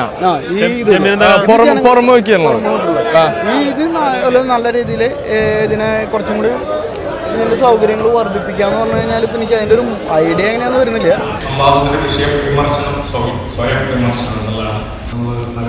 നഗരത്തിന്റെ ഇരുവശവും ജീർണിച്ച വശവും സൗന്ദര്യാത്മകമായ വശവും കൃത്യമായിട്ട് നമ്മൾ വളർത്തിക്കൊണ്ടിരിക്കുകയാണ്. നാനാത്വത്തിൽ ഏകത്വം എന്നൊക്കെയുള്ള ശബ്ദങ്ങൾ ഞാൻ പലപ്പോഴും ആലോചിക്കാറുണ്ട്. ഈ മനുഷ്യൻ്റെ ഇപ്പോൾ സസ്യങ്ങളിൽ തന്നെ സസ്യങ്ങളെ വളർത്തി കൊണ്ടുവരുമ്പോൾ തന്നെ ഒരു നിശ്ചിത ഘട്ടത്തിൽ നമ്മൾ ആഗ്രഹിക്കുന്ന രൂപത്തിൽ ആ ചെടികളെയൊക്കെ ആക്കി തീർക്കുന്ന ഒരു സംവിധാനം. ധർമ്മങ്ങളുടെ പെട്ടി, ഈ പെട്ടിയൊക്കെ അവിടെ തള്ളണു. അപ്പോൾ അവിടെ കണ്ടമാനം വന്നിട്ട് എടുപ്പ് വീട്ടിലും സാധനങ്ങളൊക്കെ വന്നിട്ടെന്ന് അറിയണം, ആകെ വന്നെന്ന് അറിയണം. അപ്പോൾ ഇത് മറ്റുള്ളവർക്ക് വണ്ടി പാർക്ക് ചെയ്യാൻ മീൻ മേടിക്കാൻ പറ്റുന്ന ആൾക്കാർക്ക് വണ്ടി പാർക്ക് ചെയ്യാൻ സ്ഥലമാണ്. കുറേ 100 ചിന്താരീതികൾ ബ്ലൂം ചെയ്യട്ടെ, അത് കണ്ടന്റ് ചെയ്യട്ടെ എന്ന് മാവോ പറയുമ്പോൾ വിമർശകരെന്താണെന്ന് ഞാൻ പറഞ്ഞത്, ഒരു കൊല്ലം നീണ്ടു നിന്നില്ല അത്. അപ്പം എല്ലാ തരം വലതുപക്ഷ ചിന്താഗതികളെയും ഫ്ലഷ് ഔട്ട് ചെയ്യാൻ വേണ്ടി മാവോ പറഞ്ഞൊരു കാര്യം. അതിനുശേഷം ഇതിനെല്ലാം ക്രൂരമായി പീഡിപ്പിക്കപ്പെട്ടു എന്നാണ് വിമർശകരുടെ കഥ. 2 മിനിറ്റിന് സംസാരിക്കുമ്പോൾ, 2 വ്യക്തികൾ സംസാരിക്കുമ്പോൾ അവരെവിടെ നിന്ന് വരുന്നു, എന്തിനു വേണ്ടി വരുന്നു, അതിലായ ഒരുപാട് കൺസ്ട്രൈൻസ് ഉണ്ട്. ഇതുകൂടാതെ അത്ര എളുപ്പത്തിനല്ലാത്ത സൈക്കോളജിക്കലായ കൺസ്ട്രൈൻസ് ഉണ്ട്. ഇതൊക്കെ ഒഴിഞ്ഞു പോകുന്ന സന്ദർഭങ്ങളിൽ 20-ാം നൂറ്റാണ്ടിലെ ഏറ്റവും മികച്ച ഒരു കവിത കുമാരനാശാന്റെ വീണപൂവാണ്. അത് നവോത്ഥാനത്തിൻ്റെ ഒരു പൂവാണ്. അതൊരു ചെടിയിൽ വിടർന്നു നിൽക്കുന്ന ഒരു പൂവിനെ കുറിച്ചല്ല പറയുന്നത്, ഒഴിഞ്ഞു പോയ ഒരു പൂവാണ്. ഒഴിഞ്ഞു പോയപ്പോഴാണ് ആ പൂവിനെ അതിൻ്റെ മുഴുവനായിട്ടുള്ള സന്ദേശം ലോകത്തിന് കൊടുക്കാനായിട്ട് സാധിച്ചത് എന്ന് നമ്മളെ കവിതയിലൂടെ മനസ്സിലാക്കി. സത്യത്തിൽ വിടർന്ന പൂവുകളെക്കാൾ, വിജയിച്ചു നിൽക്കുന്ന ഒരാശയത്തെക്കാൾ പരാജയപ്പെട്ടു പോകുന്ന കൊഴിഞ്ഞു പോകുന്ന ഒന്നായിരിക്കും ഒരു കാലഘട്ടത്തിൽ ഏറ്റവും അധികം പ്രസക്തമായി തീരുക എന്നതാണ് കഴിഞ്ഞ കാലഘട്ടത്തിൽ നമ്മുടെ ജീവിതം തന്നെ നമ്മളോട് പറഞ്ഞുകൊണ്ടിരിക്കുന്നത്. വലിയ ശബ്ദങ്ങളെക്കുറിച്ച് പറയുമ്പോൾ നിശബ്ദതകളെക്കുറിച്ച് നമുക്ക് പറയാൻ സാധിക്കണം. തമ്പി സാർ നിശബ്ദത പാലിക്കണമെന്ന് പറഞ്ഞതിനോട് പൊരുത്തപ്പെടാൻ കഴിയുന്നില്ല. ഒരു സോഷ്യലിസ്റ്റ് റൈറ്റർക്ക് ഒരു കാരണവശാലും നിശബ്ദനാവാൻ പറ്റില്ല. ഒരു നിമിഷം പോലും നിശബ്ദനാവാൻ പറ്റില്ല. നിശബ്ദനാകുക എന്ന് പറഞ്ഞാൽ എന്താ അർത്ഥം അറിയും? മറ്റേ വാതിൽക്കൽ വന്നു പോകും. അപ്പൊ പറയും എന്റെ വാതിൽക്കലെന്ന് ഭയം വന്നത്, ഇപ്പുറത്ത് വേറെ വാതിൽക്കൽ വരും. അയാളെ കൊണ്ടുപോകുമ്പോൾ നമ്മൾ പറയും എന്റെ വാതിൽക്കൽ വന്നില്ലല്ലോ, ഞാൻ രക്ഷപ്പെട്ടല്ലോ. എന്റെ വാതിൽക്കൽ വരുമ്പോൾ ആ കുട്ടി കേൾക്കുമ്പോൾ ആരാണ് എനിക്ക് പറയാ? ബഹുമാനപ്പെട്ട തമ്പി സാറിന്റെ വാക്കുകൾ തന്നെയാണ് ഞാൻ ഇവിടെ ഇരുന്നിട്ട് ഒരു കവിത ആയിട്ട് എഴുതിയത്. വിജയിക്കുമ്പോഴല്ല തോക്കുമ്പോഴാണ് എതിരാളി എന്നെ പറ്റി ഓർക്കുന്നത്. എനിക്ക് നിശബ്ദമായിരിക്കാനും സ്വാതന്ത്ര്യമുണ്ട്. പിന്നെ എന്തിനു ഞാൻ ഭയപ്പെടണം? അതുകൊണ്ട് ഞാൻ എൻ്റെ കൂട്ടിലേക്ക് മടങ്ങട്ടെ. അവിടെ നിന്ന് എനിക്ക് നേരെ ചോദ്യങ്ങൾ അമ്പിയട്ടെ. ഉത്തരങ്ങൾ എൻ്റെ ചോരത്തുള്ളികളാണ്. എൻ്റെ കൂട്ടിൽ ഞാൻ മയങ്ങിക്കിടക്കുമ്പോൾ കവർന്നെടുക്കാൻ വന്നവരാണ് നിങ്ങൾ. എൻ്റെ ശരീരം, വാക്കുകൾ, നോട്ടങ്ങൾ എല്ലാം എന്നേക്കാൾ നിങ്ങൾക്ക് പ്രിയപ്പെട്ടത്. ഒടുവിൽ എൻ്റെ മൗനം നിങ്ങളുടെ വിജയമായി. അങ്ങനെ ഞാൻ വീണ്ടും തോറ്റു. നിങ്ങളുടെ വിജയം എൻ്റെ തോൽവിയാണെന്ന് ഞാൻ വിശ്വസിക്കുന്നില്ല. കാരണം എൻ്റെ മൗനത്തെയാണ് നിങ്ങൾ വിജയമായി കണ്ടത്, അല്ലാതെ എൻ്റെ നിലവിളിയെ നിങ്ങൾ കേട്ടില്ല. നിശബ്ദം. ഞാൻ ആരുടെ ശബ്ദമെന്നറിയാതെ ശബ്ദങ്ങളുടെ അറവുശാലയിലേക്ക് ശബ്ദങ്ങളെ ചവച്ചു തിന്നുന്ന ശബ്ദമുഖമായി തെരുവിലിറങ്ങി. നാവിൽ നിന്നും കാതിൽ നിന്നും ഛേദിച്ചൊരവയവം കണക്ക്. സ്നേഹിതനും ഒറ്റുകാരനും വിശ്വാസിയും അവിശ്വാസിയും ശബ്ദത്തിന്റെ പകർന്നാട്ടം. ശബ്ദങ്ങളുടെ രാക്ഷസ തിരകളിൽ ചുഴറ്റിയെറിയപ്പെട്ട കവലകൾ കടന്ന് ശബ്ദച്ചുഴിയിൽ പലവട്ടം വീണ് ശബ്ദദംശനമേറ്റ് നീലിച്ച് ഇതാ എനിക്ക് മുമ്പിൽ ഒരു കാലം. ശബ്ദങ്ങളുടെ വെടിയേറ്റു മരിച്ച കവികളുടെ അനാഥ ശവങ്ങൾ കണക്ക്. ശബ്ദങ്ങൾക്കിപ്പോൾ പല പണികൾ. കൂട്ടിക്കൊടുക്കുകളിലാണ് രസം. ശബ്ദങ്ങൾക്കിപ്പോൾ സംഗീതമാകേണ്ട മിനുങ്ങുന്ന തൊലിമതി. ഇരുണ്ട ചുവടുകൾ, പൊള്ളച്ച തൊണ്ട മാത്രം. ഉച്ചഭാഷിണികളുടെ വന്യമായ വിശപ്പിന് തീറ്റ കൊടുക്കുന്ന ശബ്ദ കശാപ്പുകൾ. ശബ്ദിച്ചില്ലെങ്കിൽ ഈശ്വര എന്നെ അവർ പലവട്ടം കൊല്ലും. നിശബ്ദനായിരിക്കാൻ നിനക്കെന്ത് അവകാശം? ശബ്ദിച്ചില്ലെങ്കിൽ ഈശ്വര എന്നെ അവർ പലവട്ടം കൊല്ലും. നിശബ്ദനായിരിക്കാൻ നിനക്കെന്ത് അവകാശം? ചോദിക്കുന്നു തെരുവ് തോറും, പത്രം തോറും, പ്ലാറ്റ്ഫോമുകളിൽ. ന്യൂസ് അവർ തീരും മുമ്പ് പറയണം, ചേരണം, എതിർക്കണം. ഏതെങ്കിലും ചേരി പന്തം കൊളുത്തി കോലം കത്തിച്ച് തൊണ്ടകളുടെ കത്തിയേറുകൾ. ഭരണപക്ഷം, എതിർപക്ഷം, പെൺപക്ഷം, ദലിത് ബ്രാഹ്മണപക്ഷങ്ങൾ. ഞാൻ ശരി, നീ തെറ്റ്. അമ്മ ശരി, മകൾ തെറ്റ്. അതിനിടയിൽ ഒന്നുമില്ല. എഴുത്തുകാര ഒപ്പുവയ്ക്ക്. ഇവിടെ ഈ പ്രസ്താവനയ്ക്ക് കീഴെ മലയാളം അഭിമാനം പാറശാലയിൽ നിന്നും ശബ്ദജാഥ വരുന്നു. അണിചേർന്നിരിക്കണം. ഒച്ചകളുടെ ഇരമ്പൽ. ബധിരനായ ദൈവത്തെ കേൾപ്പിക്കാൻ അലറുന്ന ധ്യാനങ്ങൾ. ബുദ്ധ, എന്തിനാണ് നിന്റെ കാത് നീണ്ടു നീണ്ടു വളരുന്നത്? രണ്ട് കരണത്തും അടിയേറ്റിട്ടും കരയാത്തവനോട്, മിണ്ടാത്തവനോട് അണ്ണാക്കിൽ അമർത്തി പറയിക്കുന്നത്. കേൾക്ക്, കേൾക്ക്. തെരുവിന്റെ നിലവിളികൾ ആർപ്പുകളായി. വിരുന്നുമേശകളിലേക്ക് വാക്കുകൾ കത്തികളായി. ചോരയിൽ കളിക്കുന്നത് കേൾക്ക്, കേൾക്ക്. ഒച്ചയുടെ ഭാവിയിൽ ഇങ്ങനെയാണ് ഇടിഞ്ഞു വീണത്. ഈശ്വര, ശബ്ദങ്ങളെ ഉരിഞ്ഞു മാറ്റി ബധിരനാവുക എത്ര പ്രയാസം. വാക്കിനെ കീറിയാൽ കിട്ടും എല്ലാ പിളർപ്പുകളുടെയും വിസർജ്യം. വാക്കിനെ കീറിയാൽ കിട്ടും എല്ലാ പിളർപ്പുകളുടെയും വിസർജ്യം. നിശബ്ദമായിരിക്കണം എന്ന് കവിതയിൽ ഉണ്ടെന്ന് എനിക്ക് തോന്നുന്നില്ല. ശബ്ദബഹളങ്ങളുടെ കൂട്ടത്തിൽ ശബ്ദബഹളങ്ങൾ നിരർത്ഥകമായി മാറുമ്പോൾ നിശബ്ദമായിരിക്കലും ഒരു രീതിയാണ്, ഒരാവശ്യമാണെന്നുള്ള രീതിയിൽ മാത്രം അത് വായിക്കേണ്ട കാര്യമുള്ളൂ. പ്ലേറ്റോ പറഞ്ഞിട്ടുള്ള വളരെ വിശുദ്ധമായിട്ടുള്ള ഒരു വാചകത്തിൽ നിന്ന് ഈ വിഷയം നമുക്ക് ആരംഭിക്കാവുന്നതാണ്. നിശബ്ദരായിരിക്കുന്ന ജനതയ്ക്ക് ലഭിക്കുന്ന ശിക്ഷ ദുർഭരണമായിരിക്കും.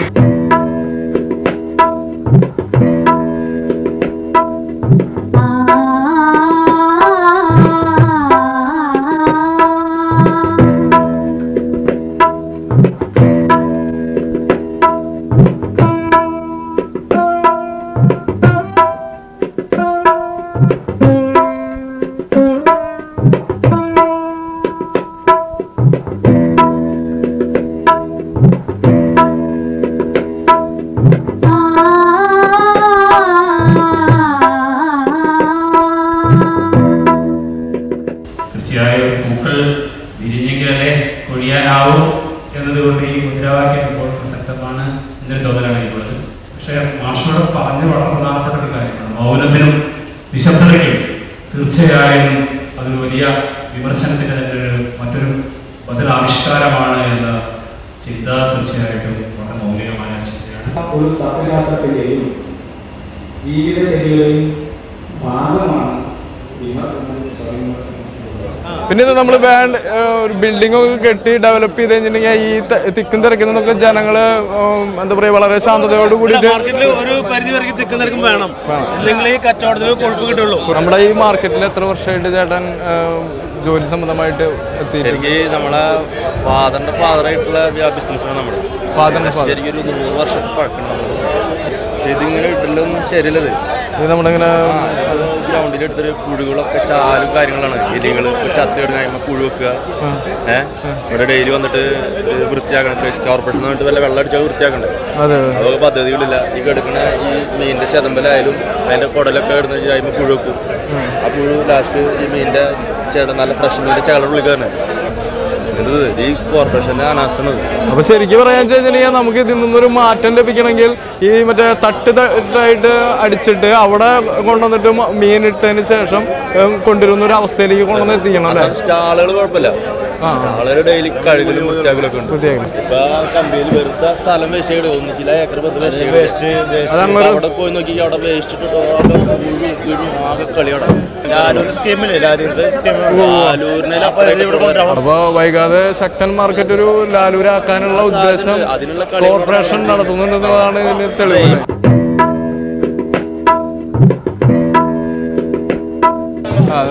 സ്ത്രീകൾ കൂടെ എത്ര പേര് വർക്ക് ചെയ്യുന്നുണ്ട്? സ്ത്രീകള് മാർക്കറ്റിനെ സംബന്ധിച്ച് സ്ത്രീകൾ ആരുമില്ല. പിന്നെ കച്ചവടക്കാരാണ് വരുന്നത്. അവര് 10-25 സ്ത്രീകളുണ്ട് കച്ചവടത്തിന് വരുന്നത്. അവർക്ക് പ്രത്യേക അങ്ങനെയൊന്നുമില്ല. അവര് പല സൈഡിൽ ഇരിക്കുക. അവർക്ക് ബാത്റൂമൊക്കെ മൊത്തം അവിടെ ഉണ്ട്. 6 ഉണ്ട് ബാത്റൂം. പിന്നെ സ്ത്രീകളെ പുറത്ത് വേറെ 6 കൂടി ഉണ്ട്.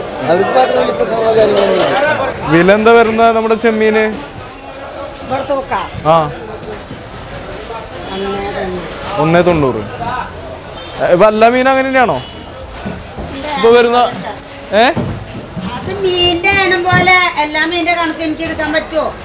അതെ, അമ്മാമ്മ എത്ര നാളായി ഇവിടെ ജോലി ചെയ്യാൻ തുടങ്ങിയിട്ട്? ഈ മീൻ സംഭവം പെൻഷൻ തരാൻ തയ്യാറുണ്ടാ? വീടുകളിൽ പോയിട്ട് നടന്നു വർഷം കുറച്ചായിട്ടുണ്ട്. 40 വർഷമായി.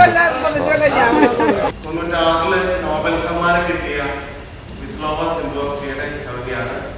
അതിന്റെ പേര് പീഡനങ്ങൾ. ഒന്നും മാറിയിട്ടില്ല. ഇപ്പോഴും ശരീരം വേദനയുടെ സംഭരണി തന്നെ. അതിന് തിന്നണം, ശ്വസിക്കണം, ഉറങ്ങണം. അതിന് കനം കുറഞ്ഞ ഒരു ആവരണമേ ഉള്ളൂ. തൊട്ടു താഴെ ഒഴുകുന്ന രക്തവും പല്ലുകളുടെയും നഖങ്ങളുടെയും ഇത്തിരി കനത്ത താടനത്താൽ അതിന്റെ എല്ലുകൾ തകർക്കാം. ആ സന്ധികളാകട്ടെ വലിച്ചു നീട്ടാം. പീഡനങ്ങളിൽ ഇതെല്ലാം പരിഗണിക്കപ്പെടും. ഒന്നും മാറിയിട്ടില്ല. ശരീരം പണ്ട് വിറച്ച പോലെ ഇപ്പോഴും വിറയ്ക്കുന്നു. റോം കണ്ടുപിടിച്ചതിന് മുമ്പ് അതെന്തായിരുന്നു, ശേഷവും അങ്ങനെ തന്നെ. 12ാം നൂറ്റാണ്ടിൽ ക്രിസ്തുവിന് മുമ്പും പിമ്പും എപ്പോഴും അത് അങ്ങനെ തന്നെ. പീഡനങ്ങളും അങ്ങനെ തന്നെ. അത് ചുരുങ്ങിപ്പോയ ഒരു ഭൂമിക. ചുമരിന്റെ അപ്പുറത്ത് എല്ലാം ശരി തന്നെ. ഒന്നും മാറിയിട്ടില്ല. കുറെ കൂടി മനുഷ്യർ ഉണ്ടായിട്ട് മാത്രം. പഴയ ആക്രമണങ്ങൾക്ക് പകരം പുതിയവ നിലവിൽ വന്നു എന്ന് മാത്രം. ഒന്നും മാറിയിട്ടില്ല. രീതികൾ, ആചാരങ്ങൾ, നൃത്തങ്ങൾ എന്നിവയെല്ലാം. തല സംരക്ഷിക്കാൻ കൈകൾ കുതിക്കുന്നത് പണ്ടത്തെ പോലെ തന്നെ. ശരീരം ചുരുളുന്നു, ഇഴയുന്നു, ഓടിയകലാൻ ആഗ്രഹിക്കുന്നു. പറ്റാതാകുമ്പോൾ അത് വീർക്കുന്നു, ചോര കത്തുന്നു. ശരിക്കും കാനര ആവശ്യമില്ല. കാന മൂടി ശരിക്കും ലാപ്പിട്ട് ആ വെള്ളത്തെ ശരിക്കും സജ്ജീകരണം ചെയ്യാം. പിന്നെ ഈ കെട്ടി നിൽക്കുന്ന വെള്ളങ്ങളിലും ഇവിടുത്തെ പൈപ്പിൽ നിന്നുള്ള വെള്ളം തന്നെ ഒരു ഇതില്ല. ഒരു പൈപ്പ് മാത്രമേ ഉള്ളൂ. പിന്നെ ക്ലീനും കുറവാണ്. ഇവിടുത്തെ വൃത്തി കണ്ടാ അറിയാം. ഈ മഴയായ കാരണം കൂടുതൽ ദുർഗന്ധങ്ങളൊക്കെ. പീച്ചിന്നുള്ള വെള്ളം ഇതിലുള്ള വെള്ളം എടുത്തിട്ടാണ് ഇവിടെ ചായകൾ ഉണ്ടാക്കുന്നത്. മറ്റൊരു ഞങ്ങൾ കുടിക്കാൻ വരെ ഉപയോഗിക്കുന്നത്. 2 കൊല്ലം മുന്നേ അന്ന് അടിച്ചു പോകേണ്ടതാ. രക്ഷപ്പെട്ടതാ. ഒരു എലിപ്പനിയിൽ നിന്ന് പുനർജന്മം അല്ലേ? മിസ്റ്റർ ബെഞ്ചമിൻ, ഇന്ന് ആ ഓഡിറ്റോറിയത്തിൽ ഒരു സംവാദം നടക്കുകയാണ്. 100 പൂക്കൾ 100 ചിന്തകൾ, വിമർശനം സ്വയം വിമർശനമാണ് വിഷയം. നമ്മുടെ ആഗോള പോളിസികൾക്കെതിരായിരിക്കും അതിന്റെ അന്തിമഫലം. മാർക്സിസം, ലെനിനിസം, മാവോയിസം അരച്ചു കലക്കി കുടിച്ച നീ ആ ചർച്ചയിൽ കയറി പ്രസംഗിക്കണം. ആരാണെന്നറിയാതെ അവരിലൊരാളായി അവർക്കെതിരെ ഭാവിയിൽ ഒരു പണി കൊടുക്കാൻ വേണ്ടി മാത്രം. ഓക്കെ? ചേച്ചിക്കുണ്ടല്ലോ, നമ്മളിങ്ങനെ കട്ടുമുട്ടിച്ചിട്ട് കോടിക്കണക്കിന് രൂപ വിദേശത്ത് കൊണ്ടുവച്ചിട്ട് നമ്മളിങ്ങനെ പറ്റിക്കണവരില്ലേ, അവരെ വെടിവെച്ച് കൊല്ലാൻ തോക്കെടുക്കണ്ടേന്ന്. ഞാനാകെ ഞെട്ടി. ഇപ്പൊ പറയാണ് ശരിക്കും. അപ്പൊ അങ്ങനെ തോക്കെടുക്കേണ്ട ഒരു കാലഘട്ടത്തിലാണ് നമ്മൾ ജീവിക്കുന്നതാക്കി തോന്നണേ. ഇപ്പോഴിതാ സുപ്രീം കോടതി പോലും ചോദിക്കുകയാണ്, ഇന്ത്യയിലെ സമ്പത്ത് കൊള്ളയടിച്ചുകൊണ്ട് വിദേശ ബാങ്കുകളിൽ കോടിക്കണക്കായ സമ്പത്ത് വെച്ചിരിക്കുന്നു, ആ ലീസ്റ്റ് പ്രസിദ്ധീകരിക്കാൻ. ഇവരൊരു 10 ചെറുകഥ എഴുതി, അതൊരു സിനിമയായി. ഈ നാട്ടിൽ നടക്കുന്ന കാര്യങ്ങൾ കണ്ടില്ല എന്ന് നടിച്ചിട്ട് ഈ ചെറുകഥ മാത്രം എഴുതിയാൽ മതിയോന്ന് ഞാൻ ചോദിക്കണം. മൈക്രോഫോണൊക്കെ ഉപയോഗിച്ചുകൊണ്ട് നിരന്തരം ടൗണിലും കോർപ്പറേഷൻ്റെ പ്രക്ഷോഭങ്ങൾ എന്നൊക്കെ പറഞ്ഞുകൊണ്ട്, പ്രക്ഷോഭ സമരങ്ങൾ എന്നൊക്കെ പറഞ്ഞുകൊണ്ട് വളരെയധികം ആളുകൾ കണ്ടർഷോപ്പ് ചെയ്ത് എനർജി വേസ്റ്റ് ആക്കുന്ന പോലെ തോന്നിയത്. ആർട്ടിനെ എന്ന് എല്ലാ ഹ്യൂമൻ ബീയിങ്ങിനും സമീപിക്കാൻ പറ്റുകയും ആർട്ടിൽ ഇൻവോൾവ് ചെയ്യാൻ പറ്റുകയും ചെയ്യുന്ന സമയത്ത് മാത്രമാണ് മാവോ പറഞ്ഞിട്ടുള്ള 100 പൂക്കൾ വിരിയുന്ന ഹ്യൂമൻ ഇമാൻസിപ്പേഷനെ കുറിച്ചുള്ള ആ വലിയൊരു സ്വപ്നം നടക്കുക എന്നത്. എന്തായാലും വളരെ ഓർഗനൈസ്ഡ് ആയിട്ടുള്ള കലാപങ്ങൾക്കും ഓർഗനൈസ്ഡ് ആയിട്ടുള്ള പ്രതിഷേധങ്ങൾക്കും മാത്രം സ്ഥാനമുള്ളൂ എന്നൊരവസ്ഥ ഉണ്ടായിട്ടുണ്ട്. അതുകൊണ്ടാണ് വളരെ സ്പോണ്ടേനിയസ് ആയിട്ട് വരേണ്ട ചില സംഭവങ്ങൾ വരുന്നില്ല. ബസ്സിൽ പ്രതിഷേധിക്കാൻ പറ്റുന്നില്ല, ഒക്കെ ഭയമുണ്ട്. പൊട്ടിച്ചിരിക്കും. യഥാർത്ഥത്തിൽ ഒരു പൊട്ടിച്ചിരി നടക്കുമ്പോൾ നിങ്ങൾ ചിരിക്കാൻ, ഞാൻ അടുത്ത കാലങ്ങളിൽ 2-3 ചിരിക്കാത്ത ആളുകളൊക്കെ ചിരിക്കുന്നുണ്ട്. വേറെ ചില ആവശ്യങ്ങളിൽ തിരുവനന്തപുരത്ത് പോയിരുന്നപ്പോൾ കണ്ടതാണ്. അപ്പം ഞാൻ അതുവരെ വിചാരിച്ച് ഇവരുടെയൊക്കെ കുറിച്ചുള്ള വാർത്തകൾ, ഇവരുടെ വർത്തമാനങ്ങൾ, ഇവരൊക്കെ ഇങ്ങനെ ഭയങ്കര ഗ്രൂപ്പിസത്തിൻ്റെ ഇതൊക്കെ ആയിട്ട് മുഖമൊക്കെ ഇരിക്കുന്നത്. അപ്പം അവരോട് ഒരാളോട് ഞാൻ പറഞ്ഞു, ഇങ്ങനെ പേര് പറയാതിരിക്കുന്നത് അവർക്ക് എന്തെങ്കിലും പറ്റുന്നതുകൊണ്ടല്ല, എനിക്ക് പറ്റാതിരിക്കാൻ വേണ്ടി വരില്ല. അപ്പം ഈ ഒരാളോട് ഞാൻ പറഞ്ഞു, ഇങ്ങനെ പറഞ്ഞു, നിങ്ങൾ തൊട്ടോട്ട് ചോദിച്ചു. അപ്പം അയാൾ തൊടാൻ ചോദിച്ചു. അന്നൊക്കെ ഞാൻ മെറ്റാളോട് പോയി പറഞ്ഞു, ഞാൻ മെറ്റാൾ തുറന്നു. അപ്പോൾ എന്നൊരു VS അല്ല, VSന്റെ ചിരി കണ്ടപ്പോഴാണ് ചിരിയോട് ചെയ്തു. ജീവിതത്തിൽ ചിരിക്കാൻ ആഗ്രഹിക്കുന്ന ഒരുപാട് അധികാര കേന്ദ്രങ്ങളുണ്ട്. അവരൊക്കെ ചിരിപ്പിക്കണമെങ്കിലും ഒരു അധികാരവും വേണ്ടേ ഞങ്ങൾക്കൊന്നും അപ്പോൾ ഉറപ്പ് തരുന്നില്ല. ഒരു ജനതയ്ക്കൊരിക്കലും ഏതെങ്കിലും നേതൃസ്ഥാനങ്ങളുടെ അധികാരങ്ങൾ കൊണ്ടുകൊണ്ട് അങ്ങനെ ഉറപ്പോടെ നടത്തി അവരെ ചിരിപ്പിക്കാനാവില്ല. ഞാൻ ലളിതമാക്കിയാണ്. അതുകൊണ്ട് തന്നെ ഇത് സീരിയസ് വിഷയമാണ്. മാവോ പരാജയപ്പെട്ടെടുത്ത് എങ്ങനെയാണ് നമ്മൾ വിജയിക്കാറുള്ളത്? എന്നെ വിമർശിക്കാനുള്ള സ്വാതന്ത്ര്യത്തിന് വേണ്ടി ഞാൻ മരിക്കാൻ പോലും തയ്യാറാണ് എന്ന് മറ്റൊരു ഭാഗം അഴിക്കോടിന്റെ ആത്മകഥ.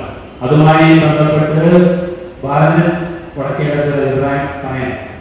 അത് ചവറ്റുകൊണ്ടേ നിഷേധിക്കപ്പെടാൻ ഒന്നാണ് യഥാർത്ഥത്തിൽ ഞാൻ പറഞ്ഞു എന്നാണ് പറയുന്നത്.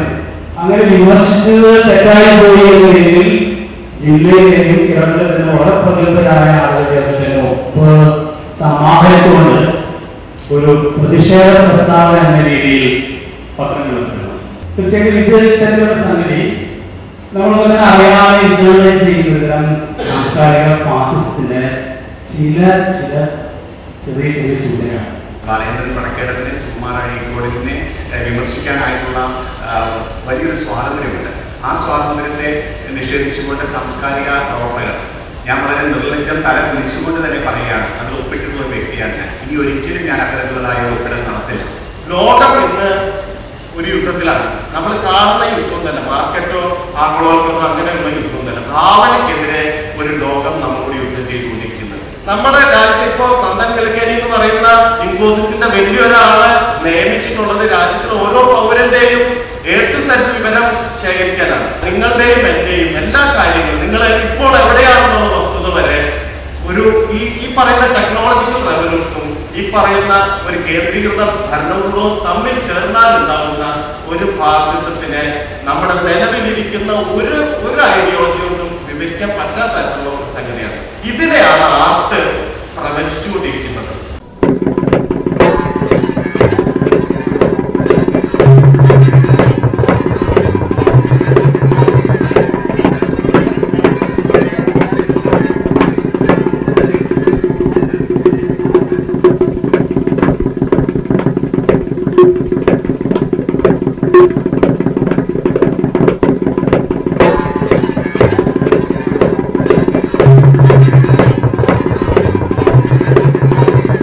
വാസ്തവത്തിൽ സ്വേച്ഛാധിപത്യത്തെക്കാൾ ഭയാനകമാണ് നമുക്കൊരു അഭിപ്രായം പറയാൻ ഉള്ളിൽ തോന്നും, പക്ഷെ പറയാതിരിക്കാന്നുള്ളത്. എന്നാൽ മറ്റ് ജീവിതങ്ങൾ നോക്കുക. നായ പറയും കുരച്ചുകൊണ്ടിരിക്കലാണ് നായത്വം. നരത്വം ചോരയിൽ കലരാതിരിക്കാൻ കുരച്ചുകൊണ്ട് ഇരിക്കുക. നുണയുടെ ഇരുട്ട് അണ്ടകടാകത്തെ വിഴുങ്ങുമ്പോൾ ഏകകർമ്മം ഇതാകയാ ഞങ്ങൾ കുരച്ചുകൊണ്ടേയിരിക്കും. അതിന്റെ ശമ്പളം കല്ലാറിൽ നിറഞ്ഞ് ഞങ്ങൾ മക്കളോട് പറയും, കുരച്ചുകൊണ്ടിരിക്കുകയാണ് നായത്വം, കുരച്ചുകൊണ്ടേയിരിക്കുക. വളരെ വലിയൊരു സമരം നടത്തിയിട്ടാണ് നമ്മൾ സ്വാതന്ത്ര്യം നേടിയത്. എത്രയോ പതിറ്റാണ്ടുകൾ എന്നല്ല, നൂറ്റാണ്ടുകൾ. ആ സമരം കഴിഞ്ഞിട്ടാണ് നമുക്ക് സ്വാതന്ത്ര്യം കിട്ടിയത്. സായിപ്പന്മാർ പോയി, പരദേശികൾ പോയി, സാമ്രാജ്യത്വം പോയി. ഇപ്പം നമ്മുടെ പ്രശ്നം ഈ സ്വാതന്ത്ര്യം കൊണ്ട് എന്ത് ചെയ്യുന്നതാണ്. സ്വാതന്ത്ര്യം ഒരു ഭാരമായി തീർന്ന ഒരു ജനതയാണ് നാം എന്നാണ് എനിക്ക് പലപ്പോഴും തോന്നുന്നത്. നമുക്ക് യജമാനന്മാരെ വേണം. ഒരു സിനിമയിൽ പറയും, 6-ാം തമ്പുരാൻ പോകുന്നു. അപ്പോൾ ജനങ്ങൾ പറയും, തമ്പുരാൻ പോവല്ലേ, ഞങ്ങൾക്കൊരു തമ്പുരാനെ വേണം. തമ്പുരാനെ എന്ന് ഓരോ അധിപനെയും നോക്കി വിളിക്കുന്ന ഒരു യാചകൻ്റെ മുഖമാണ് ഇന്നൊരു മലയാളിക്ക് ഉണ്ടായിക്കൊണ്ടിരിക്കുന്നത്. അതുകൊണ്ട് നിരന്തരമായ സമരങ്ങൾ, ആത്മസമരം നമുക്ക് നടത്തേണ്ടതായിട്ടുണ്ട്. ജ്വലിക്കുന്ന ഒരു നക്ഷത്ര ജന്മമാണ് എന്റേതെന്ന് നിങ്ങൾ പറഞ്ഞുകൊള്ളുക. 1000 സൂര്യതാപം പോലെ ഉള്ളം മുരുകി തിളയ്ക്കുന്നതു മാത്രം നിങ്ങൾക്കു സമ്മതിക്കാനാവില്ല. ജീവിതം കടഞ്ഞ കവിതയിൽ ഇളനീരും നിലാവുമാണ് ഉറവിയെടുക്കുന്നതെന്ന് നിങ്ങൾക്കു പറയാം.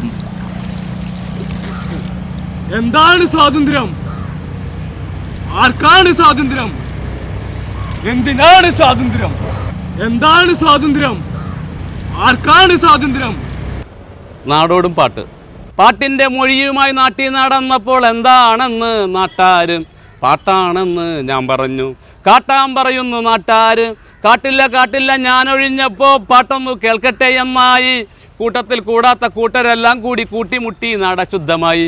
പാട്ടിൻ്റെ പൊരുൾ തേടി ഞാൻ ഉണർന്നു. എല്ലാവർക്കും മണ്ണുകൊണ്ടാനകൾ, എൻ്റെ മകൻ അത് പൊന്നുകൊണ്ടാകട്ടെ. ഞങ്ങൾ ഈ ശക്തൻ സ്റ്റാൻഡിൽ ഓടിക്കുന്ന ഡ്രൈവർമാരാണ്. 10-200 പേര് പണിയുന്ന സ്റ്റാൻഡാണ് ഇവിടെ. അതിൽ ഞങ്ങൾ ഇവിടുന്ന് ഭക്ഷണം കഴിക്കും. ഈ അടുത്തിൻ്റെ സൈഡിലാണ് ഞങ്ങൾ ഈ ഭക്ഷണം കഴിക്കുന്നത് പോയി. ഈ പുഴുക്കൾ മുഴുവൻ ഞൊളഞ്ഞ് വരുന്നത് ഞങ്ങളുടെ സ്റ്റാൻഡിനുള്ളിലേക്കാണ്. ഇതിന് ഈ അധികാരികളൊന്നും ഒരു കാര്യം ചെയ്യണില്ല. ഒരു 200 പേരോളം ഒപ്പിട്ട് കൊടുത്തു. പലവട്ടം കൊടുത്തു. ഈ കഴിഞ്ഞതിന് മുമ്പത്തെ ആഴ്ച കൊടുത്തു. അതില് ഓരോ ഉന്നതർക്ക് കാശ് കൊടുക്കേണ്ടവര് വണ്ടി വന്നിട്ട് സാധനം ഭാര്യയായിരുന്നു. അപ്പൊ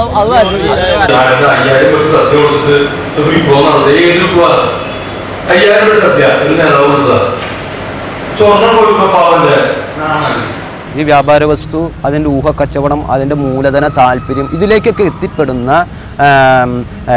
എത്തിപ്പെടുന്ന ആ മണി ചെയിൻ, ശൃംഖല. നമ്മുടെ രാജ്യത്ത് ഇന്നത്തെ ഒരു മുഖ്യ വിഷയം പറഞ്ഞിട്ടുള്ളത് വീണ്ടും ഇവിടെ എന്നും സ്വാതന്ത്ര്യത്തിനു മുമ്പും അതിനുശേഷവും എന്നും ഫോറിൻ ഡയറക്റ്റ് ഇൻവെസ്റ്റ്മെൻറ്റ് FDI ഉണ്ടായിരുന്നു. ഫോറിൻ ഡയറക്റ്റ് ഇൻവെസ്റ്റ്മെൻറ്റുകൾ. പിന്നീട് ഈ ഇൻവെസ്റ്റ്മെൻറ്റുകളെ അടിസ്ഥാനപ്പെടുത്തിയിട്ടാണ് ഈ വ്യാപാര മേഖലകളിലും ഒരു മാന്യം സംഭവിച്ചത്. അപ്പോൾ അവർ ഫോറിൻ ഡയറക്റ്റ് ഇൻവെസ്റ്റ്മെൻറ്റ് അതിന് അത്ര പെരുത്ത് സ്വാധീനം ചെലുത്താൻ സാധിക്കുമ്പോൾ ഇവിടെ നാഷണലൈസ്ഡ് ആയിട്ടുള്ള ദേശീയമായിട്ടുള്ള അവസ്ഥകൾ ശോചനീയമാകുന്നു. ഈ ദേശീയമായ അവസ്ഥകളുടെ ശോചനീയാവസ്ഥ പരിഹരിക്കാൻ വേണ്ടിയിട്ട് നമ്മൾ മറ്റു ചില ശൃംഖലകളെ വികസിപ്പിച്ചെടുക്കുകയാണ് ചെയ്യുന്നത്. അതാണ് ഊഹക്കച്ചവടം. ഒരു സമൂഹത്തിന് എല്ലാ സമയത്തും ഈ മനുഷ്യൻ ആരെങ്കിലും ഒക്കെ തന്നെ കൈപിടിച്ച് മുന്നോട്ട് നയിക്കുമെന്ന് പ്രതീക്ഷിക്കുന്നത് മനുഷ്യന്റെ ഒരു ദൗർബല്യമാണ്.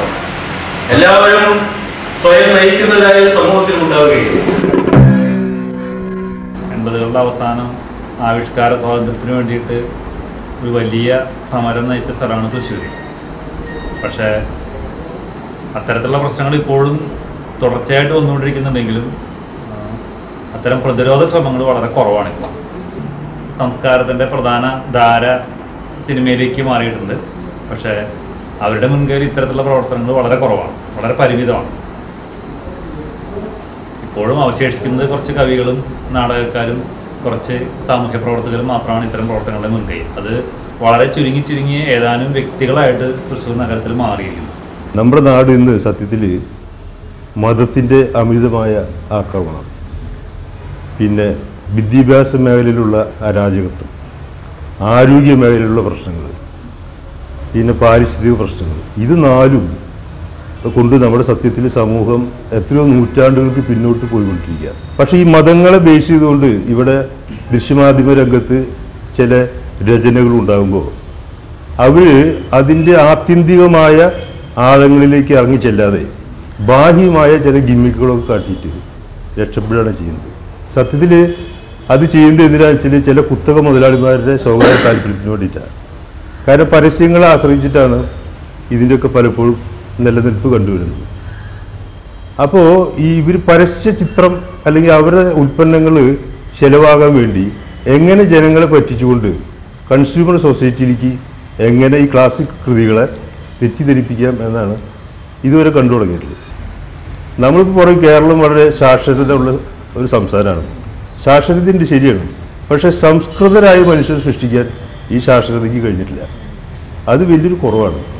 അത് സിനിമ പോലുള്ള ഒരു മാധ്യമം അത് ചർച്ച ചെയ്യപ്പെടേണ്ടതാണ്. അത് ചെയ്യാത്തത് സിനിമയിലെ ഒരു പോരായ്മ തന്നെയാണ്. എന്ന് പറഞ്ഞാൽ വളരെ ശക്തമായൊരു ഇടപെടൽ സമൂഹത്തിൻ്റെ മുന്നോട്ടുള്ള പ്രയാണത്തിൽ വേണ്ടുന്നത്ര ശക്തമായൊരു ഇടപെടൽ ഇതുവരെ സിനിമ ചെയ്തിട്ടില്ല എന്നാണ് എനിക്ക് തോന്നുന്നത്. ആരോഗ്യ മേഖലയിൽ നോക്കൂ, ആരോഗ്യ മേഖല എത്രയോ നമ്മളൊരു സർക്കാർ ഓഫീസിലോ എവിടെയും സത്യം പറഞ്ഞാൽ നമുക്ക് ഒരു ഡോക്ടറേറ്റ് പോകാൻ തന്നെ ഭയമാണ്. കാരണം അവിടെ ചെന്ന ഒരു 5000 രൂപയും കുറഞ്ഞൊരു ബില്ലില്ല. അതൊക്കെ അതിൻ്റെയൊക്കെ പിന്നിൽ കളിക്കുന്നത് മൾട്ടിനാഷണൽസാണ്. മരുന്ന് കമ്പനിക്കാരും ഡോക്ടർമാരും ഒക്കെ കൂടുതലൊരു കളിയാണ് സത്യത്തിൽ.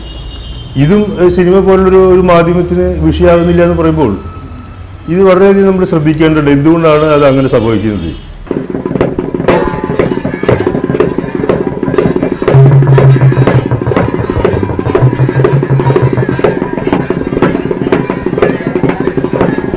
ഇവിടെ കറുപ്പാണ് സത്യം, കാക്ക കറുപ്പാണ് പരമസത്യം. വാസ്തവത്തിൽ കാക്കയ്ക്ക് കൊക്കായി വേഷം കെട്ടൽ എളുപ്പമാണ്. കുടുമ, പൂണൂൽ, ജപിച്ചൂതൽ, ഗംഗാസ്നാനം, യാഗം, വേദം, വ്യാകരണം, ചായം, ചമയം എന്നിങ്ങനെ 100 ഉപായങ്ങൾ. എന്നാൽ കൊക്കിന് കാക്കയാവുക എളുപ്പമല്ല. ദേഹത്തെ ചായങ്ങൾ ഓരോന്നായി ഊരിക്കളയണം. കെട്ടിയ വേഷങ്ങൾ ഒന്നൊന്നായി അഴിച്ചു വെക്കണം. നാടകത്തിന്റെ ഉള്ള കാലഘട്ടങ്ങളൊക്കെ കഴിഞ്ഞ പോലെയാണ്. അപൂർവമായിട്ടുള്ള ആൾക്കാർ അതിനോട് അനുബന്ധിച്ചുകൂടെ ടെസ്റ്റുകൾ എടുക്കാൻ പറ്റും. പ്രത്യേകിച്ച് എനിക്ക് തോന്നുന്ന കേരളത്തിലൊക്കെ ഉണ്ടായിട്ട് ഇത്ര ശക്തമായ തെരുവ് നാടകങ്ങളും ഇപ്പോൾ ഈ നക്സലൈറ്റ് പ്രസ്ഥാനമൊക്കെയായി ബന്ധപ്പെട്ട് പല ആളുകളും അങ്ങനെയൊക്കെയാണ് നമ്മൾ ഈ കാര്യത്തെ മനസ്സിലാക്കിയെടുക്കാൻ ശ്രമിച്ചിട്ടുള്ളത്. അങ്ങനെ ഒരു രാഷ്ട്രീയ പ്രവർത്തനം ഉണ്ടായിരുന്നു. ജനകീയാംസ്കാര വേദിയിലും മറ്റു തരത്തിലും. പിന്നെ 80കൾ അതിനെ ചില രാഷ്ട്രീയ പശ്ചാത്തലങ്ങളൊക്കെ മറ്റ് കവിതേനെയും സാഹിത്യമൊക്കെ ബാധിച്ചിട്ടുള്ള പോലെ നാടകത്തിൽ നന്നായിട്ട് ഒരു പരിധിവരെയൊക്കെ നമ്മളെ മനസ്സിലാക്കാനൊക്കെ ശ്രമിച്ചിട്ടുണ്ട്. ആ സാഹചര്യം എന്തായാലും ഇപ്പം ഇല്ല. അതങ്ങനെ തുടരുന്നതിൽ അർത്ഥവുമില്ല ഈ സമയത്ത്. പക്ഷേ എനിക്ക് തോന്നുന്ന നാടകവേദിക്ക് മാത്രമായിട്ടൊരു പ്രശ്നമല്ല അത് ബാധിച്ചിട്ടുള്ളത്. സ്കൂളോ ഡ്രാമയുടെയൊക്കെ പ്രവർത്തന ഫലമായിട്ടും പുതിയ ചെറുപ്പക്കാർ വന്നിട്ടും അവർക്ക് ലോകബോധം ഉണ്ടായതിൻ്റെ ഫലമായിട്ടും ഒക്കെ നാടകവേദിയെ പറ്റിയുള്ള ഒരുപാട് പുത്തൻ ചലനങ്ങൾ ഉണ്ടായി വരുന്നുണ്ട്. മാത്രമല്ല ഇന്ത്യയിലെയും ലോകത്തിലെയും നാടകവേദിയെ നയിക്കുന്നതിൽ നിയന്ത്രിക്കുന്നതിലും പ്രധാനപ്പെട്ടൊരു സ്ഥാനം നമ്മുടെ കേരളീയരായ നാടക പ്രവർത്തകന്മാർക്കാണെന്ന് വന്നിരിക്കുന്നു. ഇപ്പോൾ കേരളത്തിലെ ആദ്യത്തെ തെരുവ് നാടക സംഘത്തിൽ പെടുന്നത് മാനുഷിയാണ്. തൃശ്ശൂർ കേന്ദ്രീകരിച്ചൊരു സമുദായം എന്ന് പറഞ്ഞിട്ട് സ്ത്രീകളുടെ ഒരു നാടക സംഘം പ്രൊഫസർ ടി എ ഉഷാകുമാരിയുടെ നേതൃത്വത്തിൽ കേന്ദ്ര കലാസമിതികളും ഗ്രാമീണ കലാസമിതികളും ഒക്കെ ഉണ്ടായിരുന്നത് പോലെയുള്ള ഒരു സ്കൂൾ കോളേജുകളിലൊക്കെ ഉണ്ടായിരുന്ന ക്യാമ്പസ് തിയേറ്റേഴ്സുകളൊക്കെ ഉണ്ടായിരുന്നത് പോലുള്ള അതിൻ്റെ ഒരു വളർച്ച ഇല്ലാതെ പോയോ മുരടിച്ചു പോയോ എന്നും ആശങ്കപ്പെടേണ്ടതുണ്ട്. അതിനൊരു കാരണം വളരെ വർഷങ്ങൾക്ക് മുമ്പ് നോബൽ സമ്മാനം കിട്ടിയ എഴുത്തുകാരനായ ബർട്രൻഡ് റസ്സൽ പറഞ്ഞ പോലെ നമ്മളെല്ലാം അദ്ദേഹത്തിൻ്റെ യൂസ്ലെസ് നോളേജ് എന്നൊരു മനോഹരമായ ലേഖനമുണ്ട്. നമ്മളെല്ലാം പ്രയോജനത്തിൻ്റെ പിറകെ പോവുക. ഇതുകൊണ്ട് എന്ത് മെച്ചം, എന്ത് ലാഭം? രാമേശ്വർ തുടങ്ങിയ ബുദ്ധിമുട്ടതാണ്. അതിൻ്റെ പേര് രാമേശ്വരം ആരും പള്ളിക്കാർ പോലും കളിക്കുന്നില്ല. അത് പറ്റില്ല. 14 രൂപ താഴെ സ്റ്റേജിന് വേണം. ഈ 14 രൂപ സ്റ്റേജാണ് കൊടുത്തു കഴിഞ്ഞാൽ അവരൊന്ന് കളിച്ചോളും. മറ്റു 40 രൂപ 50 രൂപ വരും. പിന്നെ രാമേശ്വരം പറഞ്ഞാൽ അതേ കമ്മിറ്റിയിലുള്ള ആൾക്കാരും സംഘടനയിലെ ആൾക്കാരെ നാടകം കളിക്കാൻ നിൽക്കണം. നാടകമാണെങ്കിലും സിലബസിൽ പഴയകാല നാടകത്തിനും ആധുനിക നാടകത്തിനൊക്കെ സ്ഥാനം ഉണ്ടായിരുന്നു. പക്ഷെ ഇപ്പോൾ കഥയും നോവലൊക്കെ അങ്ങനെ തന്നെയായിരുന്നു. പക്ഷെ ഇപ്പോഴത്തെ സിലബസ് മാറ്റത്തോടു കൂടി ഇപ്പോൾ അതിനെ പറയാ ക്രെഡിറ്റ് ബേസ്ഡ് സെമസ്റ്റർ സിസ്റ്റം എന്നാണ്. അപ്പോൾ ആ സെമസ്റ്റർ സിസ്റ്റം വന്നതോടുകൂടി സാഹിത്യത്തിന് ഞാൻ പറഞ്ഞതുപോലെ സ്ഥാനം ചെയ്യേണ്ടത് തർജ്ജമ, ട്രാൻസ്ലേഷൻ, കമ്മ്യൂണിക്കേഷൻ, അങ്ങനെ കോൺവെർസേഷൻ. നമുക്ക് ഹിന്ദി ആണെങ്കിൽ ഹിന്ദിയിൽ എങ്ങനെ സംസാരിക്കാം, ബാങ്കിൽ ചെന്നാൽ എങ്ങനെ സംസാരിക്കാം, റെയിൽവേ സ്റ്റേഷൻ, അങ്ങനെയുള്ള കാര്യങ്ങൾ പഠിപ്പിക്കാനുള്ളൂ. ഒരു ഏകാംഗവും മറ്റോ ഏകാംഗ നാടകം മറ്റോ പഠിപ്പിക്കാനുണ്ടെന്നല്ലാതെ നാടകത്തെ അവിടുന്ന് പുറത്താക്കുകയാണ് ചെയ്യുന്നത്. KPSC ജനകീയത എന്ന് വേണമെങ്കിൽ പറയാൻ വേണമെങ്കിൽ അങ്ങനത്തെ ഒരു ജനകീയത എന്തായാലും അപ്രത്യക്ഷമായി കഴിയും ശരിക്കും. അതെന്തായാലും നമുക്ക് ഒരിക്കലും ഉത്സവപ്പറമ്പുകളിലൊക്കെ പോയി 10,000 പേരൊക്കെ ഇരുന്ന് നാടകം കാണുന്നൊരവസ്ഥ ഇല്ലാതായി പോയിട്ടുണ്ട്. അന്നൊക്കെ ലേഡീസിന് വേണ്ടിയിട്ടുള്ള തന്നെ ക്യാരക്ടേഴ്സ് നല്ലതുണ്ടായിരുന്നു. ഇത്ര നല്ല ആർട്ടിസ്റ്റുള്ള ഐഷ, എനിക്കിപ്പോൾ എല്ലാവരും പേര് ഓർമ്മ വരുന്നില്ല. അങ്ങനെ ഒരുപാട് നാടകത്തിലെ ആർട്ടിസ്റ്റുകളുടെ പേര് കേട്ടിട്ടുണ്ട്. ഓമാധവൻ, വിജയകുമാരി, അങ്ങനെ ഒരുപാട്, കോഴിക്കോടുള്ള വിലാസിനി, അങ്ങനെ ഒരുപാട് ആൾക്കാരെ തന്നെ നമ്മൾ നൃത്തമാണെങ്കിലും അതൊക്കെ നമ്മൾ ശ്രദ്ധിച്ചിട്ടുണ്ട്. പക്ഷേ ഇന്നൊക്കെ അങ്ങനത്തെ നടികളുടെ പേര് പറയാൻ എവിടെയുള്ളത്? പിന്നെ അതിൽ സ്ത്രീകളുടെ ഒരു പ്രാതിനിധ്യം ശക്തമായിട്ടുണ്ടായിരുന്ന നാടകവേദി, നമുക്ക് ഉള്ള നാടകവേദി, നമ്മൾ പറയുന്ന പരീക്ഷണ നാടകവേദികളൊക്കെ കൂടുതൽ പക്വത കാണിച്ചിട്ടുള്ളത് അത്തരം നാടകവേദികളാണ്. 2-3 സ്ത്രീകളൊക്കെ ഒരു നാടകവേദിയിലുണ്ടാവും. ഉത്സവപ്പറമ്പുകൾ ഒരുപാട് സമയം ഉറക്കമൊഴിച്ചും മറ്റൊരുപാട് കഷ്ടപ്പാട് സഹിച്ചും അവർ നാടകം കളിച്ച് നടന്നിട്ടുണ്ട് നന്നായിട്ട്. നേരെ മറിച്ച് ഡ്രാമ സ്കൂളിൽ നിന്ന് പഠിച്ചിറങ്ങിയാലും ചില പരീക്ഷണ നാടകവേദിയായി ബന്ധപ്പെട്ട ചില ഒറ്റപ്പെട്ട സ്ത്രീകളുണ്ടാവും. അവർ ബുദ്ധിപരമായിട്ടും അല്ലാത്ത തരത്തിലൊക്കെ കൈകാര്യം പക്ഷേ അതൊരു ഉപജീവനമാർഗ്ഗം ഏറ്റെടുക്കുകയും അത് ഒരു നീണ്ട സമയം അത് ജീവിതത്തിൻ്റെ ഒരു ഭാഗമാക്കി കൊണ്ടുനടക്കുകയും ചെയ്തിട്ടുള്ളത് നമ്മൾ കമേഴ്ഷ്യൽ നാടകവേദി എന്ന് പറഞ്ഞിരുന്ന, അല്ലെങ്കിൽ പ്രൊഫഷണൽ നാടകവേദി എന്ന് പറഞ്ഞിരുന്ന, കച്ചവട നാടകവേദി എന്ന് പറഞ്ഞിരുന്ന ആ ഒരു രംഗത്തായിരുന്നു അത് കൂടുതലുണ്ടായിരുന്നത്. പ്രയോജനത്തിൻ്റെ പിറകെ, മെച്ചത്തിൻ്റെ പിറകെ, ലാഭത്തിൻ്റെ പിറകെ, പ്രശസ്തിയുടെ പിറകെയൊക്കെ പോകുന്നതിൻ്റെ ഒരു പ്രവണത മലയാളിക്ക് കൂടിയിട്ടുണ്ട്. അതിൻ്റെ ഫലമായിട്ട് ആയിട്ടാണ് കൂടിയാവണം ഈ സ്ത്രീകളുടെ സാന്നിധ്യം കുറവാകുന്നത്. തീർച്ചയായിട്ടും അതിന് കൂടുതൽ ഉയർന്നു വരും. ഫെമിനിസത്തിൻ്റെയൊക്കെ ഒരു ഭാഗമായിട്ട് ഫെമിനിസ്റ്റ് തിയേറ്ററൊക്കെ ഉയർന്നു വരും എന്നാണ് എൻ്റെ വിശ്വാസം. ഇപ്പോൾ സ്റ്റേജ് എന്ന് പറഞ്ഞ സ്ഥലങ്ങളില്ലല്ലോ, പറമ്പുകളുണ്ടെങ്കിൽ അതൊക്കെ ഫ്ലാറ്റുകളായി മാറിയല്ലോ. ഇപ്പോൾ നാടകത്തിനെ സംബന്ധിച്ചോളം അത് വന്ന് കാണാനുള്ള ആൾക്കാർ വളരെ കുറവായിട്ട്. പിന്നെ സമതയുടെ നാടക പ്രവർത്തനം ഇതൊക്കെ വന്നപ്പോഴാണ് സ്ത്രീകളുടെ പ്രശ്നങ്ങളെക്കുറിച്ചൊക്കെ അവതരിപ്പിച്ച് തുടങ്ങിയപ്പോഴും, പിന്നെ ശാസ്ത്ര സാഹിത്യ പരിഷത്തിൻ്റെ വനിതാ കലാജാഥ, ഇറ്റ്ഫോക്ക് ഇൻ്റർനാഷണൽ തിയേറ്റർ ഫെസ്റ്റിവൽ അതിൻ്റെ ഫലമായിട്ടും ഒരു അവയർനെസ് നാടകവേദിയെ സംബന്ധിച്ച് നമുക്കുണ്ടായിട്ടുണ്ട്. ആർട്ട് കുറച്ചും കൂടി നമുക്ക് നമ്മുടെ ഇൻറ്റിമേറ്റ് ആയിട്ടുള്ള കാര്യം അല്ലാത്തൊരു കാര്യം എങ്ങനെയാണെന്ന് നമുക്കത് പറയാൻ പറ്റുക പ്രത്യേകിച്ച്. അത് ശരിയാണ്. പക്ഷേ നമ്മൾ പഴയ അത് നമ്മുടെ വിലയിരുത്തൽ ഒരിക്കലും നമ്മുടെ പണ്ടുണ്ടായിരുന്ന സാഹചര്യങ്ങളിൽ നമ്മൾ ചെയ്ത വർക്കുകളുടെയും നാടകങ്ങളുടെ ഒക്കെ പശ്ചാത്തലത്തിൽ തന്നെ ആ ഒരു മാനദണ്ഡത്തിലായിരിക്കരുത് എന്നുള്ളതാണ്. നമ്മളിപ്പോ പുതിയൊരു ഒരു നാടക പ്രസ്ഥാന രീതി അല്ലെങ്കിൽ തിയേറ്റർ പ്രാക്ടീസ് ഇതൊക്കെ വരുമ്പോൾ നമ്മൾ അതിനെ നമ്മൾ വളരെ സ്വതന്ത്രമായിട്ട് അനലൈസ് ചെയ്യണമെന്ന് തന്നെയാണ് ഞാൻ പറയുന്നത്. സീരിയലും ഇതൊക്കെ വന്നപ്പോൾ ആൾക്കാർ വീട്ടിൽ തന്നെ ഒതുങ്ങി കൂടി തുടങ്ങി. പ്രൊഫഷണൽ നാടകവേദിയുടെ പറഞ്ഞു കഴിഞ്ഞാൽ അത്ര ഒരു പുരോഗതി ഇല്ലാത്ത നിലയ്ക്കാണ് ഇപ്പോൾ കാണുന്നത്. പഴയ കാലത്ത് അങ്ങനെയല്ലല്ലോ. പഴയ കാലത്ത് എന്ന് പറഞ്ഞാൽ നാടകത്തിൽ അഭിനയിക്കാൻ തന്നെ പറഞ്ഞാൽ ഒരു സിനിമയിൽ അഭിനയിക്കുന്നേക്കാൾ, ഇപ്പോഴത്തെ സിനിമയിൽ അഭിനയിക്കുന്നേക്കാൾ കൂടുതൽ താല്പര്യം നാടകത്തിൽ അഭിനയിക്കാന്ന് പറയുന്നത്. ഡ്രാമ സ്കൂളിൽ താല്പര്യമായിട്ട് പിള്ളേർ പഠിക്കാൻ വരുന്നുണ്ട്. പക്ഷെ അവരൊക്കെ ജീവിതം എങ്ങോട്ടെന്ന് നമുക്ക് കറക്റ്റായിട്ട് അറിയാൻ പറ്റും. പഠിച്ചു വന്നു കഴിഞ്ഞാൽ അവർക്ക് ഇതിനോടനുബന്ധിച്ചിട്ടുള്ള ഒരു തൊഴിൽ കിട്ടാൻ വളരെ അപൂർവമായിട്ടൊക്കെ കാണും. നാളെ സമിതി നടത്തുക പറയുമ്പോൾ അതിൻ്റെ ചുറ്റിയും കാര്യങ്ങളൊക്കെ ഉണ്ട്. അത് ചില മാന്യമായിട്ടുള്ള ചിട്ടിയാവണം. അല്ലാണ്ട് ഇവിടെ ഈ അവരൊരു പഠനമായിട്ടുള്ള ചിട്ടിയായി കഴിഞ്ഞാൽ സമിതി നിൽക്കില്ല.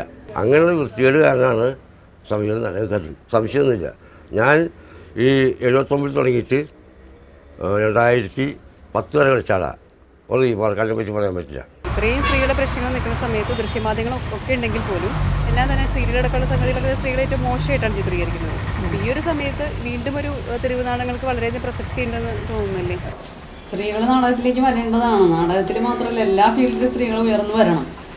പക്ഷേ അതിൻ്റെ ഒരു പ്രശ്നം എന്ന് പറയുന്നത് ഇപ്പോൾ സ്ത്രീക്ക് കുടുംബവും അല്ലെങ്കിൽ ഇപ്പോൾ മിക്കവാറും സ്ത്രീകളെന്ന് പറഞ്ഞാൽ ഒരുവിധം ഇങ്ങനെ എഴുതുന്നവരൊക്കെ ഏതെങ്കിലും ഒരു ഫീൽഡിൽ വർക്ക് ചെയ്യുന്നവരും കൂടി ആയിരിക്കാം. അപ്പോൾ എല്ലാം കൂടി ഒരുമിച്ച് കൊണ്ടുപോകാനുള്ള സമയത്തിൻ്റെ കുറവ്, ബുദ്ധിമുട്ടുകളൊക്കെ അവരെ പുരുഷൻ്റെ പോലെ അത്ര ഫ്രീ ആയിട്ട് അല്ലെങ്കിൽ അത്ര സമയം എടുത്തുകൊണ്ട് സ്ത്രീക്ക് സമയമില്ല സത്യത്തിൽ. എന്നെ നിങ്ങൾ കാണുന്നത് പോലും, എന്റെ ശബ്ദം നിങ്ങൾ കേൾക്കുന്നത് പോലും. ഞാൻ 48 വർഷം മുമ്പ് പഠിച്ചിരുന്ന കാലഘട്ടത്തിൽ ഉണ്ടായിരുന്ന ആർട്ടിസ്റ്റുകളും കൂടുതൽ ആർട്ടിസ്റ്റുകൾ ഇന്ന് രംഗത്തുണ്ട്, പഠിക്കാനുണ്ട്. പണ്ടൊക്കെ അത് പഠിക്കാൻ കുട്ടികൾ കുറവായിരുന്നു. അന്നൊക്കെ ഡാൻസ് പഠിച്ചവരെന്ന് പറയുമ്പോൾ തന്നെ ജനങ്ങൾ കളിയാക്കുന്നൊരു കാലഘട്ടം ഉണ്ടായിരുന്നു. അപ്പോൾ അതിൽ നിന്നെല്ലാം മാറി ഇപ്പോൾ ഒരു സംഗീതമോ നൃത്തമോ പഠിക്കാത്തൊരു വീടില്ല. ഇപ്പം വെച്ചാൽ മാധ്യമങ്ങളൊക്കെ ഇപ്പം ഞാനൊക്കെ കളിക്കുമ്പോൾ പത്രദ്വാരയാണ് എനിക്ക് പേര് കൂടുതൽ കിട്ടുന്നത്. അന്ന് TV ഉണ്ടായിരുന്നില്ല. കുട്ടികളെ ഇപ്പോൾ പുറത്തേക്ക് വരുന്നതുകൊണ്ട് പരിപാടിക്ക് പോകുന്നതുകൊണ്ട് അച്ഛനും അമ്മയ്ക്കൊന്നും യാതൊരു എതിർപ്പൊന്നുമില്ല. പക്ഷെ സാമ്പത്തികം ഒരു പ്രശ്നമാണ്. അവർക്ക് വേണ്ടിയിട്ടുള്ള ഒരു സ്പേസോ അവർക്ക് വേണ്ടിയിട്ടുള്ള ഒരു ടൈമോ അവർക്കില്ല. കുടുംബത്തിന് വേണ്ടി അപ്പോൾ ഒരുപാട് സമയം അവർക്ക് ചിലവഴിക്കേണ്ടി വരും. അപ്പോൾ അതിൽ നിന്ന് ബാക്കി വെക്കുന്ന സമയം ഇവർക്ക് ഇങ്ങനെയുള്ള സാഹിത്യ പ്രവർത്തനങ്ങളായാലും അല്ലെങ്കിൽ സാമൂഹ്യ പ്രവർത്തനങ്ങളായാലും അവർക്ക് പറ്റുള്ളൂ. വിദേശങ്ങളിലൊക്കെ സ്ത്രീകളെ വിവാഹം വേണ്ടാന്ന് വയ്ക്കുന്നു, അല്ലെങ്കിൽ കുട്ടികളെ വേണ്ടാന്ന് തീരുമാനിക്കുന്നു. എന്നിട്ട് നമ്മൾ പുതിയ ട്രെൻഡ് ഇപ്പോൾ കേരളത്തിലേക്ക് ഇപ്പോൾ ബാംഗ്ലൂർ IT ഫീൽഡിലൊക്കെ നമ്മൾ അങ്ങനെ പറയുന്നുണ്ട്. ഡിങ്ക് ഫിലോസഫി എന്നാണ്, ഡബിൾ ഇൻകം നോ ചൈൽഡ്.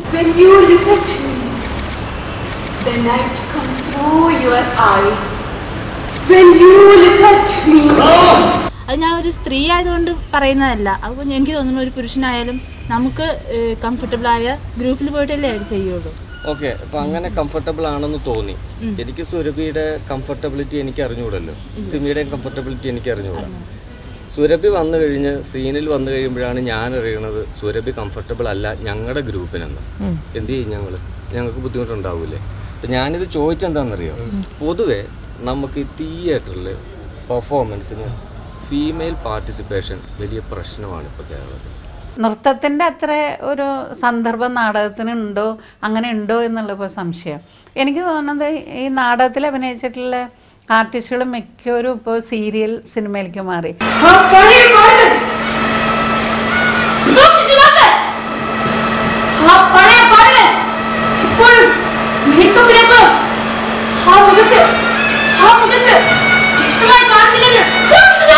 എല്ലാവർക്കും മനസ്സിലാകുന്നതാണ് ഉത്തമമായ സാഹിത്യമെങ്കിൽ, ഉത്തമമായ കലയെങ്കിൽ അക്ഷരമാലയാണ് ഏറ്റവും മുന്തിയ സാഹിത്യം എന്ന് പറയേണ്ടി വരും എന്ന് ഭരണാഷ്ട്ര പരിഹസിക്കുന്നുണ്ട്. ആ അതിർത്തി വരെ അല്ലെങ്കിലും ഒരു കലാബോധം എന്ന് പറയുന്നത് വളരെ പ്രധാനം തന്നെയാണ്. അതിലുള്ള ക്വാളിറ്റി അത് മുന്തിയതായിരിക്കുക എന്നുള്ളത് പ്രധാനമാണ്. ഏതൊരു ആർട്ടിസ്റ്റ് എന്ന് പറഞ്ഞാൽ നമ്മളെ ഇപ്പോൾ ഒരു അവാർഡിന് വേണ്ടിയിട്ടോ അങ്ങനെയൊന്നും വിചാരിച്ചിട്ടല്ല നമ്മൾ വർക്ക് ചെയ്യണം. നമുക്കൊരു നല്ലൊരു കലാകാരി ആവണം എന്നുണ്ടെങ്കിൽ നമ്മളെപ്പോഴും പ്രവർത്തിച്ചുകൊണ്ട് ആ മേഖലയിൽ ഉണ്ടായിരിക്കണം.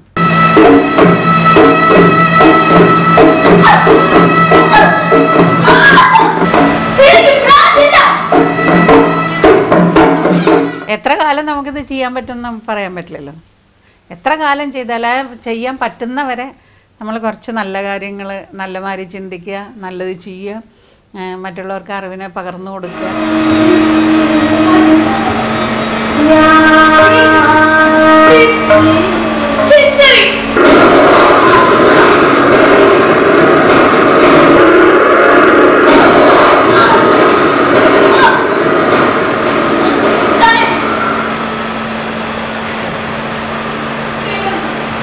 നിന്നെ കാണാൻ എന്നെക്കാളും ചന്തം തോന്നും കുഞ്ഞിപ്പെണ്ണെ, എന്നിട്ടെന്തേ നിന്നെ കേട്ടാൻ ഇന്നുവരെ വന്നില്ലാരും. നിന്നെ കാണാൻ എന്നെക്കാളും ചന്തം തോന്നും കുഞ്ഞിപ്പെണ്ണെ, എന്നിട്ടെന്തേ നിന്നെ കേട്ടാൻ ഇന്നുവരെ വന്നില്ലാരും. ആ ചെന്തേങ്ങ നിറമില്ലേലും ചെന്താമര കണ്ണില്ലേലും മുട്ടിറങ്ങി മുടിയില്ലേലും ഇപ്പോൾ തെരുവ് നാടകത്തിനൊക്കെ വളരെ പ്രസക്തിയുള്ള കാലം എന്ന് വെച്ചാൽ ഇപ്പോൾ നടക്കുന്ന സാമൂഹ്യ പ്രശ്നങ്ങൾ, സ്ത്രീകൾക്ക് കുട്ടികൾക്ക് സ്കൂളിൽ പോകാൻ പറ്റാത്ത ഒരവസ്ഥ.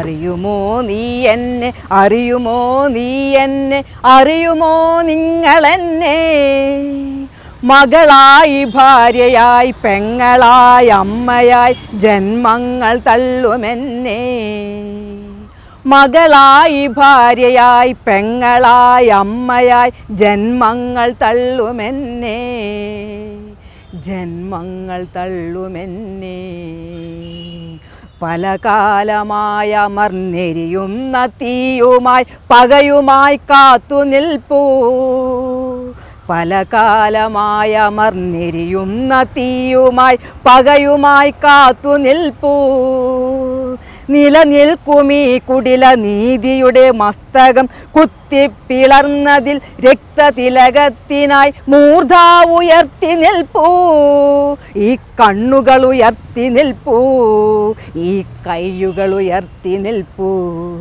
അറിയുമോ നീ എന്നെ അറിയുമോ നീ എന്നെ അറിയുമോ നിങ്ങളെന്നെ വഴിവക്കിലെ ചതി കുഴികളിൽ വീഴുന്ന പിടയുന്ന പെങ്ങളായി വഴിവക്കിലെ ചതി കുഴികളിൽ വീഴുന്ന പിടയുന്ന പെങ്ങളായി പുകയും അടുപ്പുകൾ ചിതകളായി തീർന്നതിൽ എരിയുന്ന ഭാര്യയായി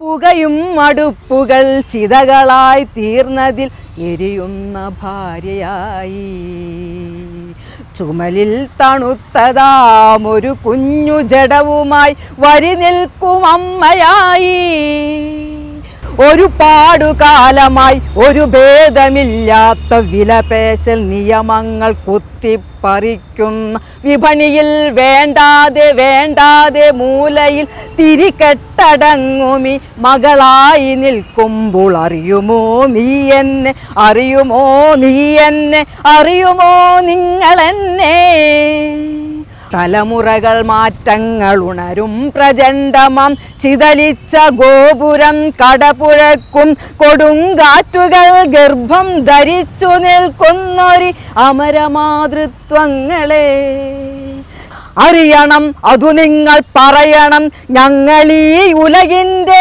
അമ്മമാർ ഇടനെഞ്ചു പൊട്ടിക്കരഞ്ഞുകൊണ്ടലറുന്ന ഒരു കാലിലെ ചിലമ്പൂരി ശപിച്ചെറിഞ്ഞൊടുവിലീ പുരം എരിക്കും ഒടുവിലീ പുരം എരിക്കും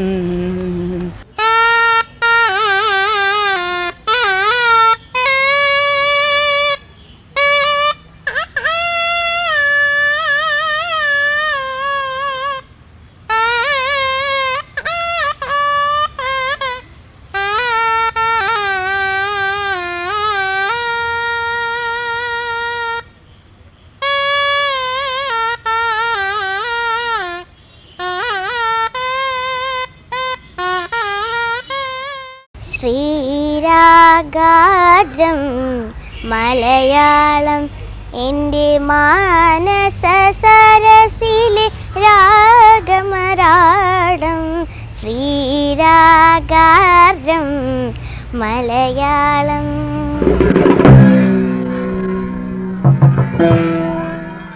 ശത്രുക്കളെ കാണുമ്പോഴേക്കും വാല് മുറിച്ചു വീഴ്ത്തുന്ന നിനക്ക് എന്ത് പറ്റി?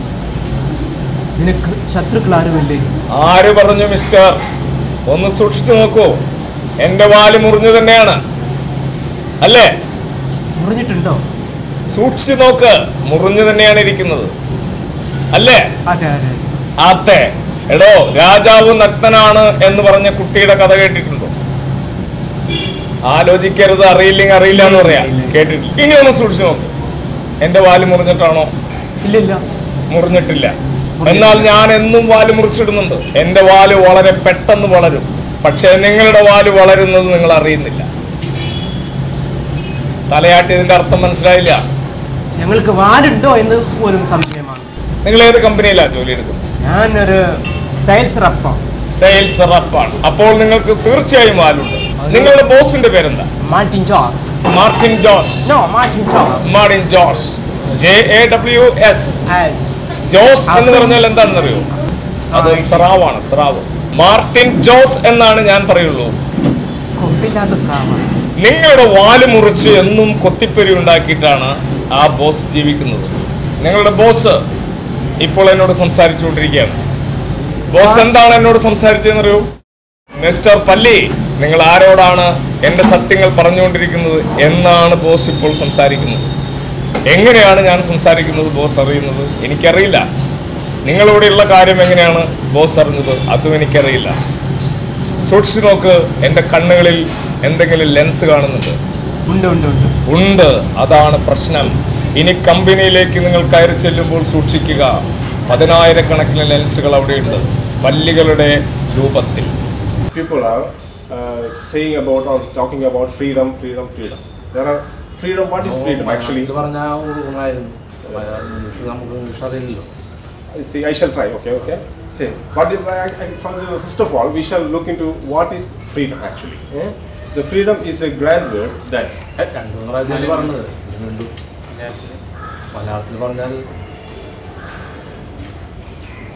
ഫ്രീഡം എന്ന് പറഞ്ഞു, സ്വാതന്ത്ര്യം. It's A grand word. അതായത് ലോകത്ത് ഒരു മഹത്തായ വാക്കാണ്. പക്ഷെ ഇത് വ്യാവസായിക ലോകത്ത് പലപ്പോഴും ഇത് ചൂഷണം ചെയ്യപ്പെടുകയാണ്. And freedom of labor, see, it is also where in the name of labor. In the freedom of labor, that means I think. Please. See, the freedom is a grand word. Freedom ഒരു മഹത്തായ വാക്കാണ്. പക്ഷേ നമ്മൾ എല്ലാവരും അറിയാം അല്ലേ? നമുക്ക് എല്ലാവർക്കും നിസ്സമാധാനമാണ്. It has very importance and implication.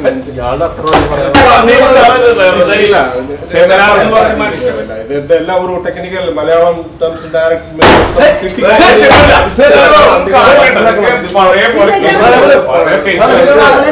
നമ്മളിത് പറഞ്ഞു പിന്നെ നമ്മളൊരു ക്ലാസ് കണ്ടക്ട് ചെയ്യേണ്ട ആവശ്യമില്ല.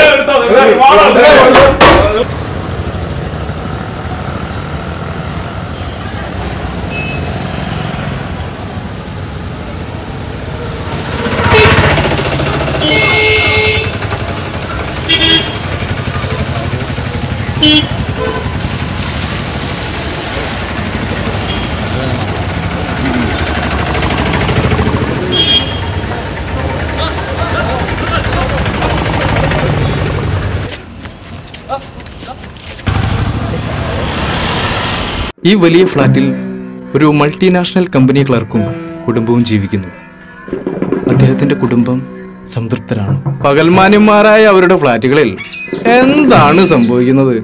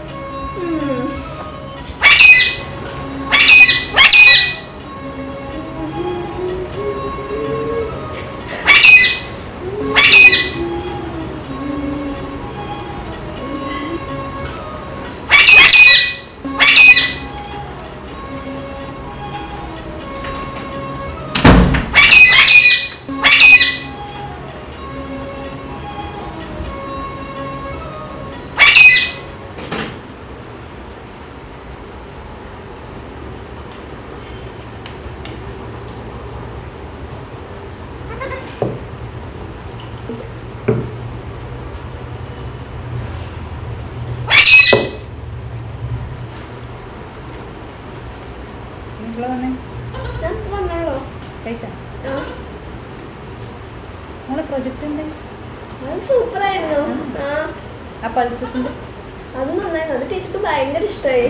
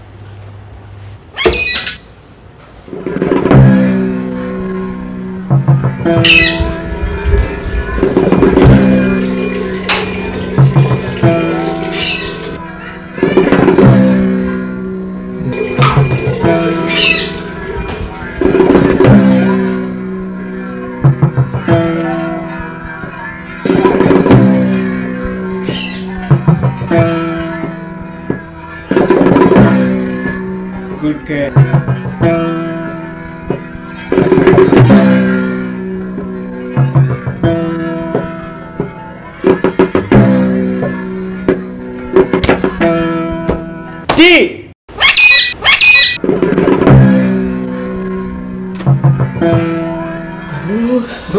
Hello, good evening.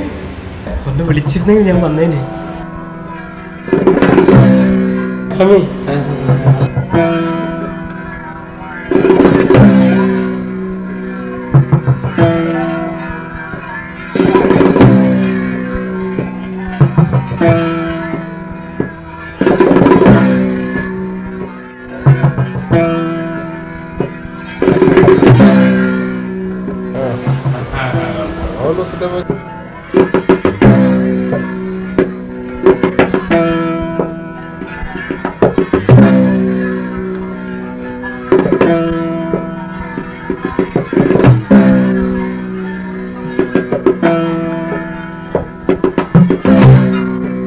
മനുഷ്യജീവൻ അമൂല്യമാണ്. അതുകൊണ്ട് തന്നെ അത് സംരക്ഷിക്കാനായി പൊരുതുക എന്നത് സംസ്കാരത്തിന്റെ അടിസ്ഥാന ശിലയുമാണ്. മുല്ലപ്പെരിയാറിൽ 9 മാസങ്ങൾക്കിടയിൽ 28 ഭൂചലനങ്ങൾ ഉണ്ടായി എന്നത് ഞങ്ങൾ ആശങ്കയോടെ കാണുന്നു. സുർക്കി സമ്പ്രദായ പ്രകാരമുള്ള അണക്കെട്ട് ആധുനിക രീതിയിലല്ല നിർമ്മിക്കപ്പെട്ടിട്ടുള്ളത് എന്നതും ഞങ്ങളുടെ ആശങ്ക വർദ്ധിപ്പിക്കുന്നു. ഇത് അപകടസ്ഥിതിയിലാണെന്ന് ശാസ്ത്രീയ പഠനങ്ങളാൽ തെളിയിക്കപ്പെട്ടിട്ടും അനന്യപാറ നയം സ്വീകരിക്കുന്ന അധികാരികളുടെ തെറ്റായ നയങ്ങളിൽ ഞങ്ങൾ പ്രതിഷേധിക്കുന്നു.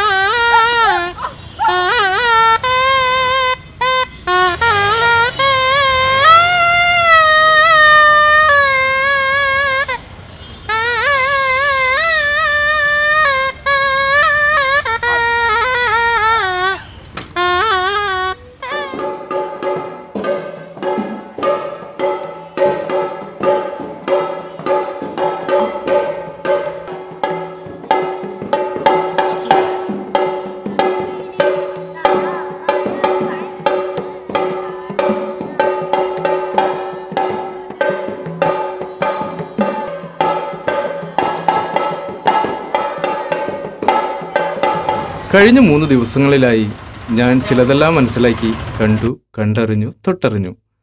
തെരുവ് എല്ലാം തുറന്നു വെക്കുമ്പോഴും ചുമരുകൾ പലതും മറച്ചു പിടിച്ചിരിക്കുമെന്ന് പറഞ്ഞ എൻ്റെ സുഹൃത്തിൻ്റെ വാക്കുകളുടെ പൊരുൾ തേടി ഇന്നു രാത്രി ഞാൻ തെരുവിൽ അന്തി ഉറങ്ങാൻ തീരുമാനിച്ചു. ഒരു ദിവസമെങ്കിലും തെരുവിൻ്റെ ആഹ്വാനം ഉൾക്കൊണ്ട് എനിക്ക് പ്രതികരിക്കണം, എന്നെ തിരിച്ചറിയണം.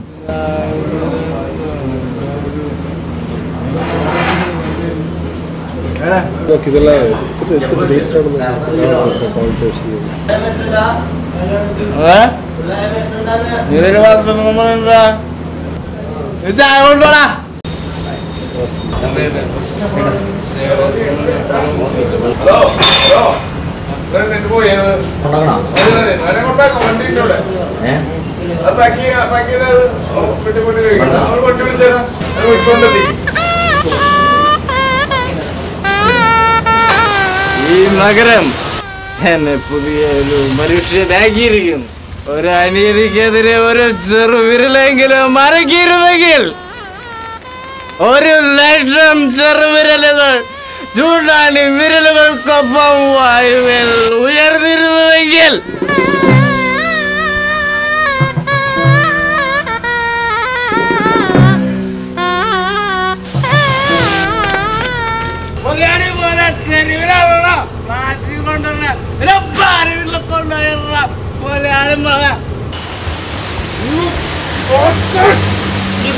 മുഴുവൻ റെസ്പോൺസിബിലിറ്റിക്കണം. നിനക്ക് വേണമെങ്കിൽ കിടന്നുറങ്ങുക, ഇല്ലെങ്കിൽ മരിക്കുക.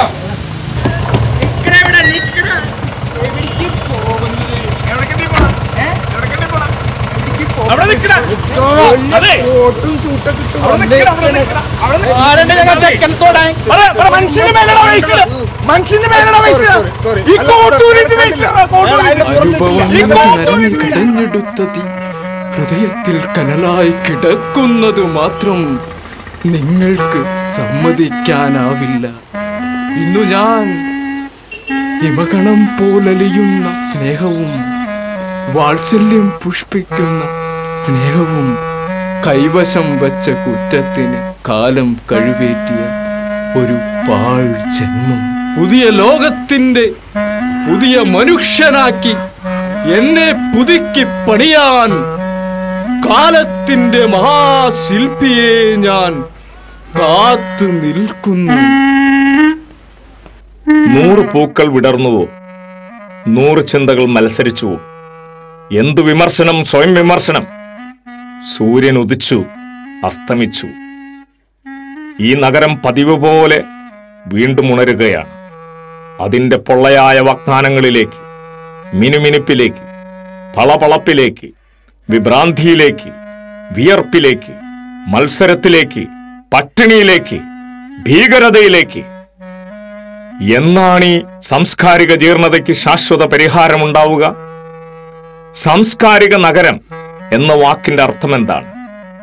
അതറിയുന്നതുവരെ ബാഹ്യവും ആന്തരികവുമായ സൗന്ദര്യ സങ്കല്പം, പരസ്പരം സൗഹൃദം സ്ഥാപിക്കുന്ന ഒരു നല്ല നാളേക്ക് വേണ്ടി നമുക്ക് പ്രതീക്ഷയുടെ കാത്തിരിപ്പ് തുടരാം. അന്യന്റെ ശബ്ദം സംഗീതം പോലെ ആസ്വദിക്കുന്നൊരു നാൾ വരും എന്ന് സ്വപ്നം കാണുകയെങ്കിലും ചെയ്യാം. അതുവരെ ഈ ഭൗതിക യാഥാർത്ഥ്യങ്ങളെ തിരിച്ചറിഞ്ഞ് ഈ യാഥാർത്ഥ്യങ്ങളെ മാറ്റിമറിക്കുന്നതിനായുള്ള സുഹൃത്തുക്കളുടെ സംഘം ചേർന്നുള്ള പ്രവർത്തനങ്ങളിൽ പതിവ് പോലെ കണ്ണിചേരുക. അലസന്റെ മനസ്സ് ചെകുത്താന്റെ പണിപ്പുരയാണെന്നുള്ള പഴമൊഴി മനസ്സിലുരുവിട്ട് ഈ നഗരക്കാഴ്ചകളിലേക്ക് പഞ്ചേന്ദ്രിയങ്ങൾ തുറന്നു വെക്കുക. തലക്കനം എല്ലാം ഇറക്കി വെച്ച് ചെരിഞ്ഞ് ചെരിഞ്ഞൊന്ന് ലോകത്തെ സൂക്ഷിച്ചു നോക്കണം. ഏറ് കൊള്ളണം, പ്രാഞ്ചി പറക്കണം. പ്രവിതാക്കളുടെ നെഞ്ചകങ്ങളിലെ വേവലാതിയോടെ അലഞ്ഞു തിരിയണം. നിലവിളിയിലേക്ക് ആരവത്തോടെ പറന്നിറങ്ങണം. കറുത്തവന്റെ അവസാനിക്കാത്ത ആത്മവീര്യമായി പോര് പിടിക്കണം.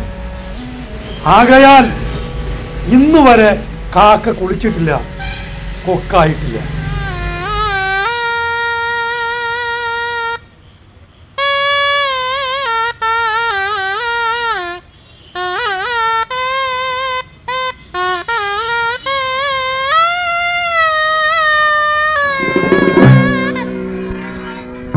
Thank you.